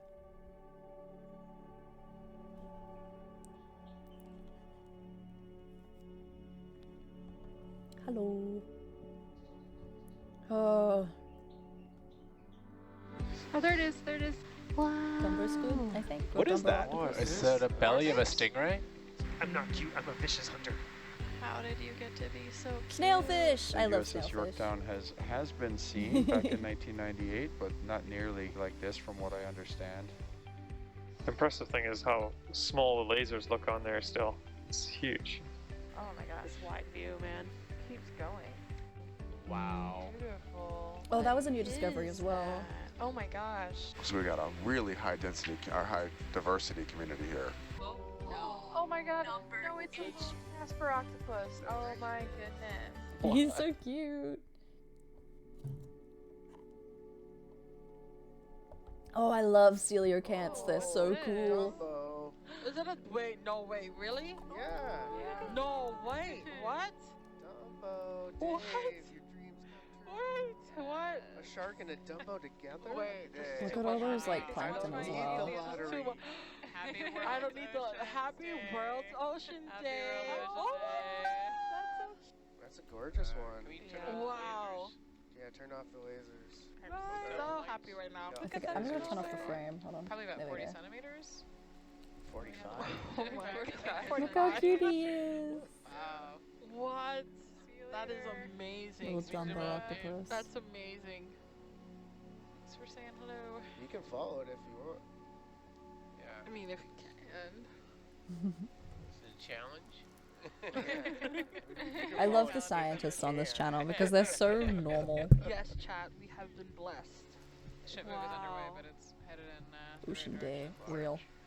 Oh yeah, I Earth like it Day. when they open their tentacles a little bit. Really working hard. Did anyone else's school have like Okay, so we have a thing called Clean Up Australia Day. I don't know if that's like an American thing where you have like Clean Up America Day or something. But like it's like a whole thing, like in schools we'd go around and pick up all the trash for like a lesson, and like you'd get like sweets and shit at the end. And there'd be people who would go out into the oceans and go out onto beaches and clean everything up. It's like a whole thing here. I don't like, is that a thing in other countries as well, where you just have a day where everyone just cleans? Not really. It's encouraged on Earth Day. Might be something in the States, but not on a federal level. Yeah, it's a nice little thing. I remember, I don't know, clean up Australia Day. Yeah, when is it? Oh, it's already happened. But yeah, it's like a whole thing. I think it's aimed towards kids because it's like, you know, keep the country clean and keep everything good. It's even a website.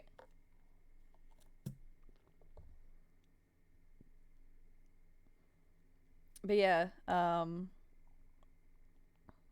there's like charity stuff, there's pledges that you take. It's all about recycling, being sustainable and all that. It's just teaching like really good things to our kids. I think it's great. I think we have a community day in the city I live in where people go out and pick up bags of rubbish and turn it in for credit. We use convicts and people who got in trouble with the law to do community service and to pick up our trash. I don't know if we do that here too. I know we have community service, and the place where I used to live, I think, I don't want to dox myself. The place I used to live, the end of the street got turned into a halfway house. I'm really hoping they use the people there to do community service to clean up the lake, because there was a disgusting amount of this horrible seaweed that would wash up like every season or every month, and it would just smell so horrible. So I'm hoping that they did something about that. But I kind of want to know what happened to that, if the halfway house got made, and stuff like that, because I know a lot of people were against it, but I think it would have been a good thing, honestly, because obviously people would get screened before getting put in a halfway house. They're not just gonna put like an axe murderer.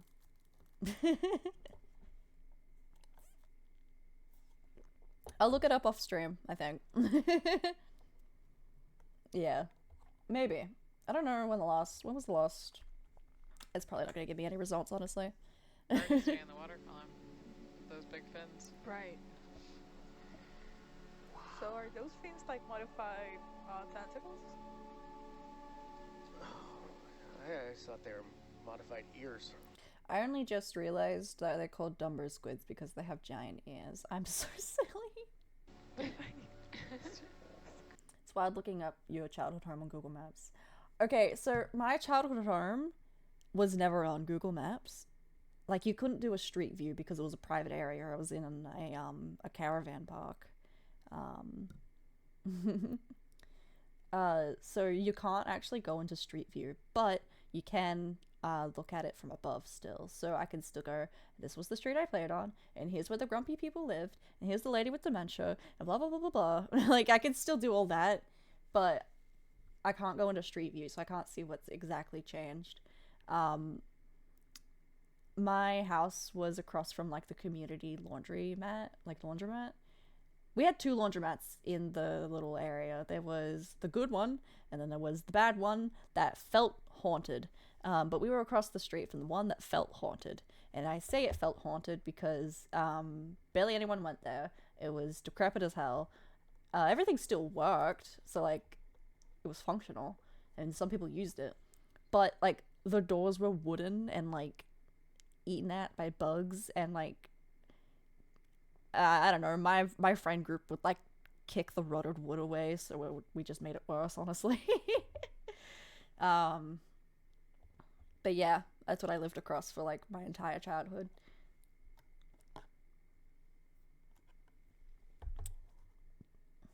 What about those low prices? I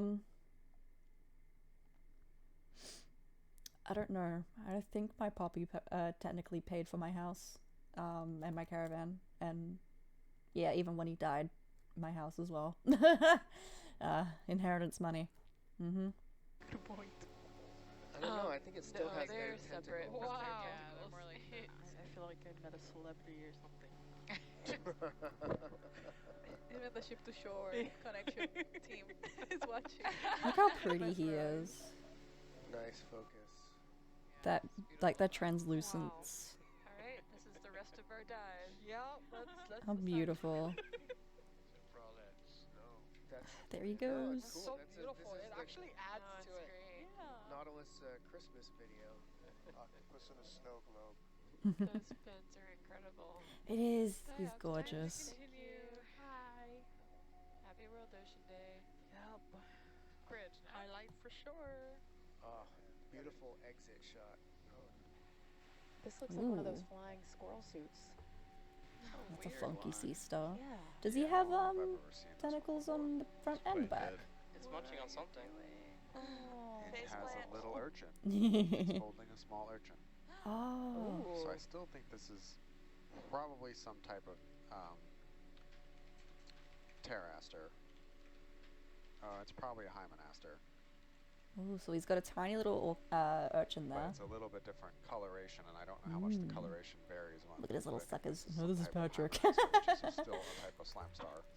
Oh, a slime star. Slime star. But this is not the ones I would say that look all that normal to me. Whoa. Full zoom. So it does not appear to be eating the urchin, at least not in this moment. It might be. It might be. Look at all the attempting to sand on eat the it urchin. And is having trouble negotiating through its spines. Look at like the Or back of it it. might have just run over it. By Isn't that accident. crazy? So we got a really high density or high diversity community here. See just about most Isn't of that the major beautiful? taxa here. We've got Chrysogorgias in multiple flavors. We've got Primnoids in multiple flavors. We've got Paramericias.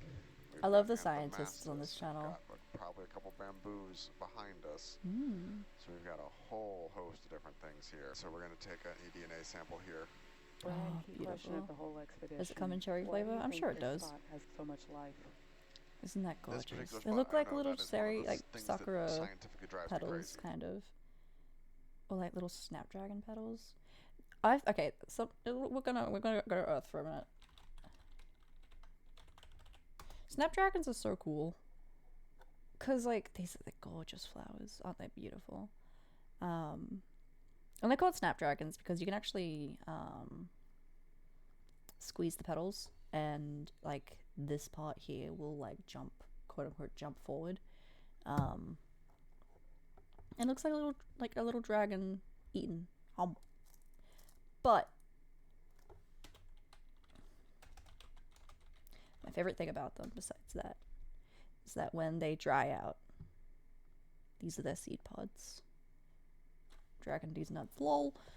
But when they dry out and they're ready to like spread the flowers and spread the seeds, they become these little skulls, and they're just so cool that something that beautiful can turn into that, like, creepy. It's such a cool image. This is a nice tattoo as well. Ooh, under electron. That's cool. My my year 4 teacher had an electron microscope. It is still beautiful though. They're gorgeous. It's just really cool that something so bright and vibrant can be a skull. Creepy but ill. So yeah, there's the little seeds. They look like poppy seeds a little bit. So cool. Yeah, my teacher had an electron microscope in year 4 because my school was set out so that there was the very top of the school was year 4, and it was all the way up these steps, and it was like separated-ish from like the whole school. You'd get to look over everything. It was really cool. But in the like rainy seasons, we had these weird like orange and blue dots just appear on our stairs all the time, and they were obviously like bugs, like some kind of weird worm thing. So my teacher brought a microscope, and we all of year 4 would gather in this one classroom, and we'd just look at this shit. like we got a little puddle and we got a little like microscope, and we had a look under the thing, like it was projected onto the screen, and they were like all these little weird little worms. It was really cool. And, like, we looked at like fingernails, we looked at skin, and I think someone had a scab they picked for it. But it was just like a really interesting like thing that happened. I love looking at microscopic things. Looking at the dorsal part of a water flea. That's a flea.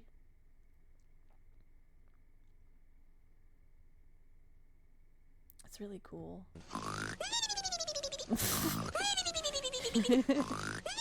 Am I boring you?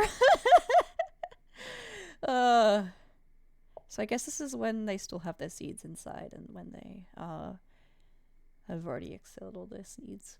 Anyway. And I don't have a really good mechanistic answer. I mean, the big picture answer is probably the cloud is ideal for wow. corals. Wow. Broadly. But what that actually you fought on means my stream. in terms of How dare you. flow, steady Look flow. how interesting that is. I wonder if it's a plant, like kelp, or if it's a coral, so it's an animal. Speed of flow, you know, all those kind of things I don't have answers for. And that is something I'm like that, trying to wait for them to move or something. I would say it's one of the major drivers of some of my research questions is Isn't it trying to cool understand that. Because that's a coral there. But I don't know about this. Particular question of It looks why like this coral one, anyway. not I'm not that an one. expert. Can you Don't come listen to up anything I and say. until late? What niskins do we have? Niskin 4 looks good. I'm waiting for them to move. It's a plant. I know that's a plant. Coral can move. That's a good Atalanta shot. Yeah. So as we're moving through this just really impressive coral field, it's a good time to remind people that the area we're operating in right now is part of the U.S. Exclusive Economic Zone north of the U.S. territories of Palmyra and Kingman Reef. And this area currently is under consideration for a proposed National Marine Sanctuary. Okay. Marine sanctuary. I want to see another fish. Show me a fish. Is there a fish? Steve from shore saw it. I missed Yeah, it 100%, Verboam. but that's really I'm not sure how cool. to describe it. Just angles are wrong. Everything we've seen around here, got It's a the piece of wood? botryoidal crust on it that's exposed, and so it's been exposed longer. Everything else has got rounded edges and is kind of lobate, and this is a long linear feature. There are no commands. Commands are listed in I don't have many. There's just links, and lurk is a thing now. I put that back in. I've fallen and I can't get up. I don't have many fun things, I'm sorry. There's links, which takes you to my link tree. There's, I think, donate, which takes you to my Ko-fi. There's lurk. Yeah. What's this one? Oh, that's a snails. I mean, we don't lose anything by taking a bunch. I can brighten up for you, Dan, if you want. Oh, there you go. How's that? Ooh, what are they doing? My rack back. Okay, so I have H1968-NSK-001. Okay, excellent. Thank you. I guess he's putting down a sample thing Line 1. to mark an area. I love the Roboworm. That's so cool. Been with the snails for a while. Look, they're all out. Oh my goodness. Oh. So just a quick question from Oh, that's a big viewers. crab. Are the plates going to be left down? Yes. Yes, okay. For at least a couple years, so we come back Wow. here and do it again. So cool. I love like the deep ocean. It's so interesting. I want to see a snailfish. What is that? That's a nice jelly. Ooh, black jelly. Wow. That's beautiful. Looks like a baby bottle. It does. I was thinking that. I was like, that's a bit like a tit. How interesting is that? It's a tit jelly. Bye, buddy. He's going pretty fast. Look at him go. It looks like an acorn.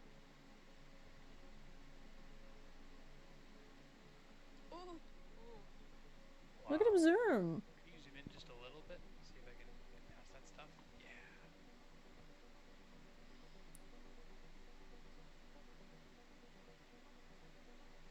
Ooh, did he just change color a little bit? He's like reddy brown now. Yeah, did it have a coral in its mouth? Ooh. It had like a curly looking thing, like. Could that have been its An innards? interesting shape. In its little like. Does do jellies have innards? Shrimp? Oh, look at him go!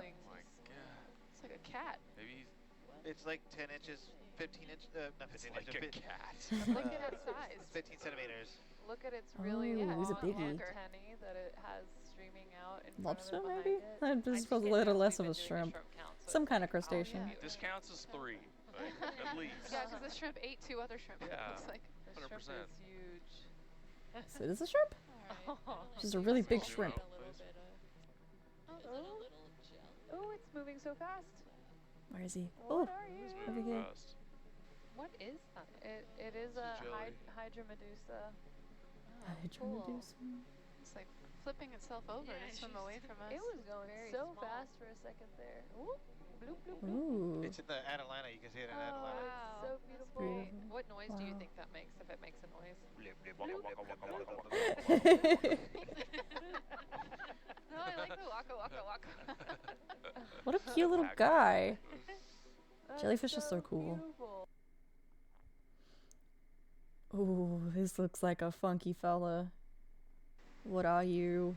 It looks certainly flatter. Yeah. Oh, found it. It's a batfish. Batfish? This is. Ooh, let's see if I can pronounce this.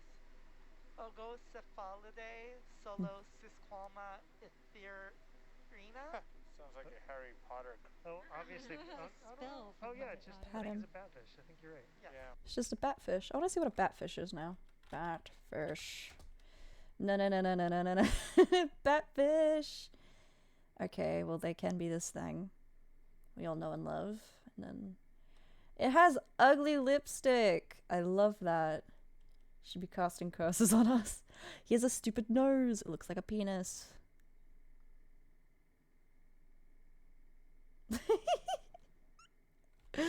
I think there's a lot of definitions of a batfish. I think this is what they were looking at though. Oh god. What is this thing? What is this photo? It's horrible.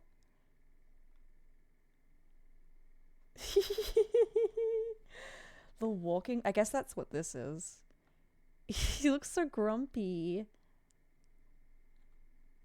He looks so angry. Awesome. We've seen a batfish, a goosefish. But let me come out and get the lasers in, because this is tiny. So those lasers are. Oh wow, that is tiny. About the Oh, width wow. of your palm. Okay. Wow. So palm size is what each laser dot Oh, is. would you- like, at That least puts a two lot of miles, things into huh? perspective, actually. Doesn't it look like it's smiling? I guess between the between that is the size of your palm. I think that's what they meant. If I stay as still as possible, they won't see me. F corporate life, she said. Real. It's a Hagaturian. Oh, he's got little ears. That's the common name? It almost looks like a nudibranch. Yeah, like a large. I don't know the common names, but I can. Nudibranch is a sea bunny. It's a nudibranch. Yeah, that is fascinating. Oh, he's so cute. Shout out to Hoku from last season who wanted to see a nudibranch on her It is watch. a nudibranch, yeah. That was a good memory. I thought it's a Hagaturian. No, I'm excited. I don't know if it's the same, but there are nudibranchs that look like little bunnies, and they're more white. This looks transparent. He's so But cute. they have little ears. This is the largest one I've ever seen. It is large and very cute, squishy looking. I know, squishy. I want to like, you know, like mochi. I want to put it in my mouth. I want to put a lot of things in my mouth. Ooh, they go deep, deep dark. Yeah, and check out the other camera views. Oh, wow. That is a Atalanta. seated octopod. Wow. Excuse me? I'm autistic, and things look like things that are edible. I'm glad we got to see a And live one. edible things should be... Okay, yeah, I'm not explaining that away. That's fair.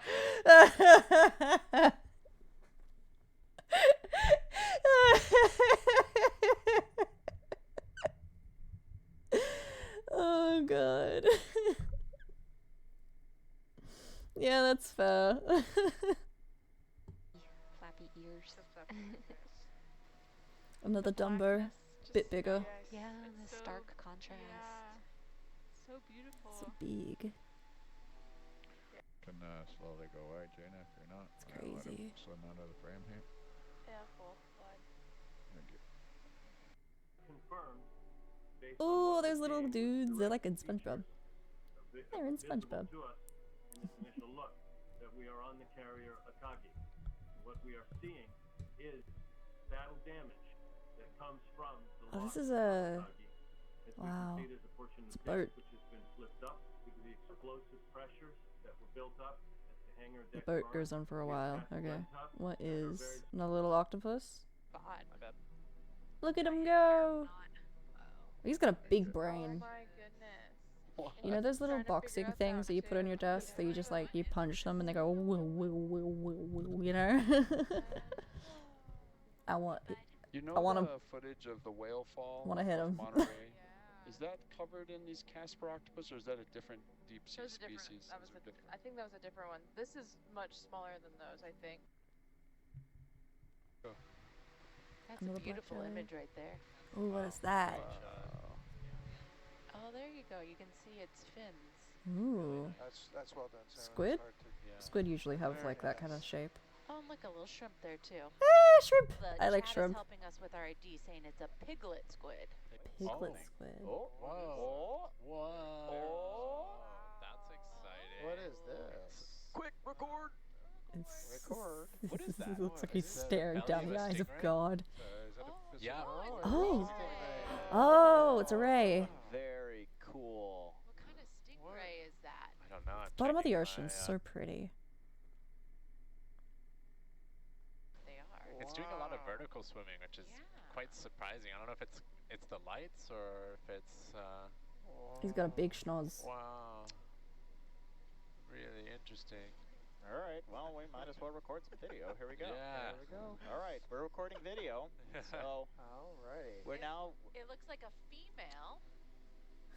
Right? It doesn't. recording. Oh my gosh. Incredible. Look at that. They look like, I'm kind of blown out on my camera. Oh, We'll start wow. looking for ID in a minute. We're gonna take a minute to enjoy this. Alrighty. Wow. This is very typical Nautilus, where we're doing something. we see. Gosh. Snailfish, snailfish, snailfish.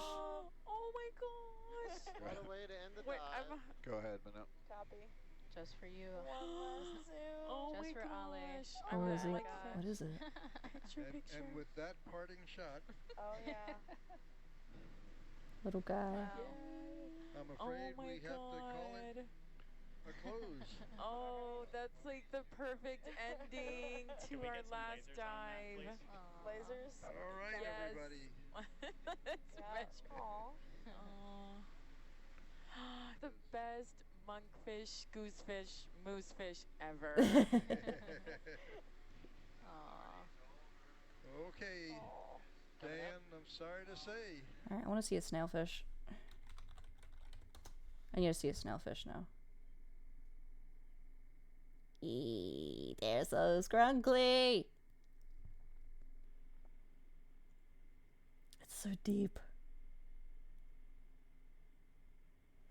So, this is 7,000 meters at the bottom of the ocean. And if you remember in the story, he went to 50,000 meters under the ocean, which is insanity.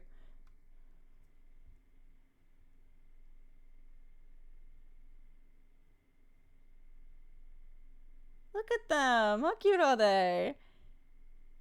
So this is the world record, I believe. This image even is the world record for the deepest known living being at the bottom of the ocean. So previously, oh look at that shrimp! Big shrimp. So this is to it excludes isopods and it excludes crustaceans, but it's still pretty cool. They're so silly looking. I just think snailfish is so cool. I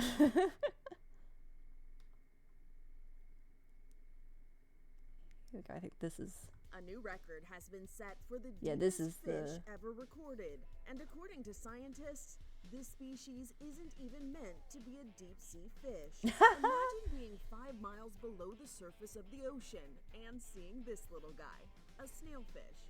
Snailfish are great. Snailfish are amazing because they are not a deep-sea fish. So they're the deepest fish in the world, but they're not a deep-sea fish. That's insane. The family is called Leparidae, and they are 300 species at least of snailfish. Most of them are... Do you think they just wrote this stuff on the whiteboard to look intelligent for the video, or do you think they actually needed this? Because that's what I always wonder. I'm like, is the stuff behind them actually like something they just like were talking about, or did they write this there just to make them look smart? Very, very shallow. Most snailfish may live in shallow water, but when researchers from the University of Western Australia and the Tokyo University of Marine Science and Technology recorded and caught this fish in August 2022, the snailfish was 27,349 feet down. Someone got censored. Uh-oh. 1,000 meters deeper than what you would normally think of as being a deep sea fish. So I love the fact that they're kind of small and goofy and... Oh, I think I have links blocked. I'll check it out though. I might even post it. Who knows? This team has been Look, he's a big Colin 3 face. Isn't he cute? Big Colin 3 face. Studying the deepest fish in the world, Professor James Much. I'm getting annoyed by the voice. I just want to see the fucking video. Dark alien place full of monsters, and therefore we don't appreciate the fact that it is. Anyway, I don't know if you want to, considering you want to put a little... Okay, sure. I'll have a look and I will decide that. Who knows? It might go on Twitter. It might just go on Twitter. Oh god. Alright. Well, thank you to everyone for joining me today. Let's go to here. There we go, so I can close all this. Oh, thank you for everyone joining, even if not many people were actually here for the story. It was still a really good story. I really enjoyed it. I love deep sea horror and like some giant monster in the bottom of the earth. It's a really cool idea. There's another one which I think is a caving horror, which is written by the same guy, which I might also read. Considering my throat is dying, next Monday might just be a drawing stream. However, tomorrow will be the first ever drawing stream since I'm back with my model. So yeah, tomorrow just tune in. Same time. I'll probably be streaming for a while. But I will be drawing myself in a few sketches. Some screenshots of the sketches on my Twitter and on Threads, which is on my same username on Threads, on Twitter, etc. If you do exclamation mark links, there's all the places you can find me. But thank you very much for watching. Threads is still a thing. Yes, Melly uses them. And I was like, fuck it, we will. I just got it, so why not? Anyway, thank you very much all for joining. I'll see you later. Ooh.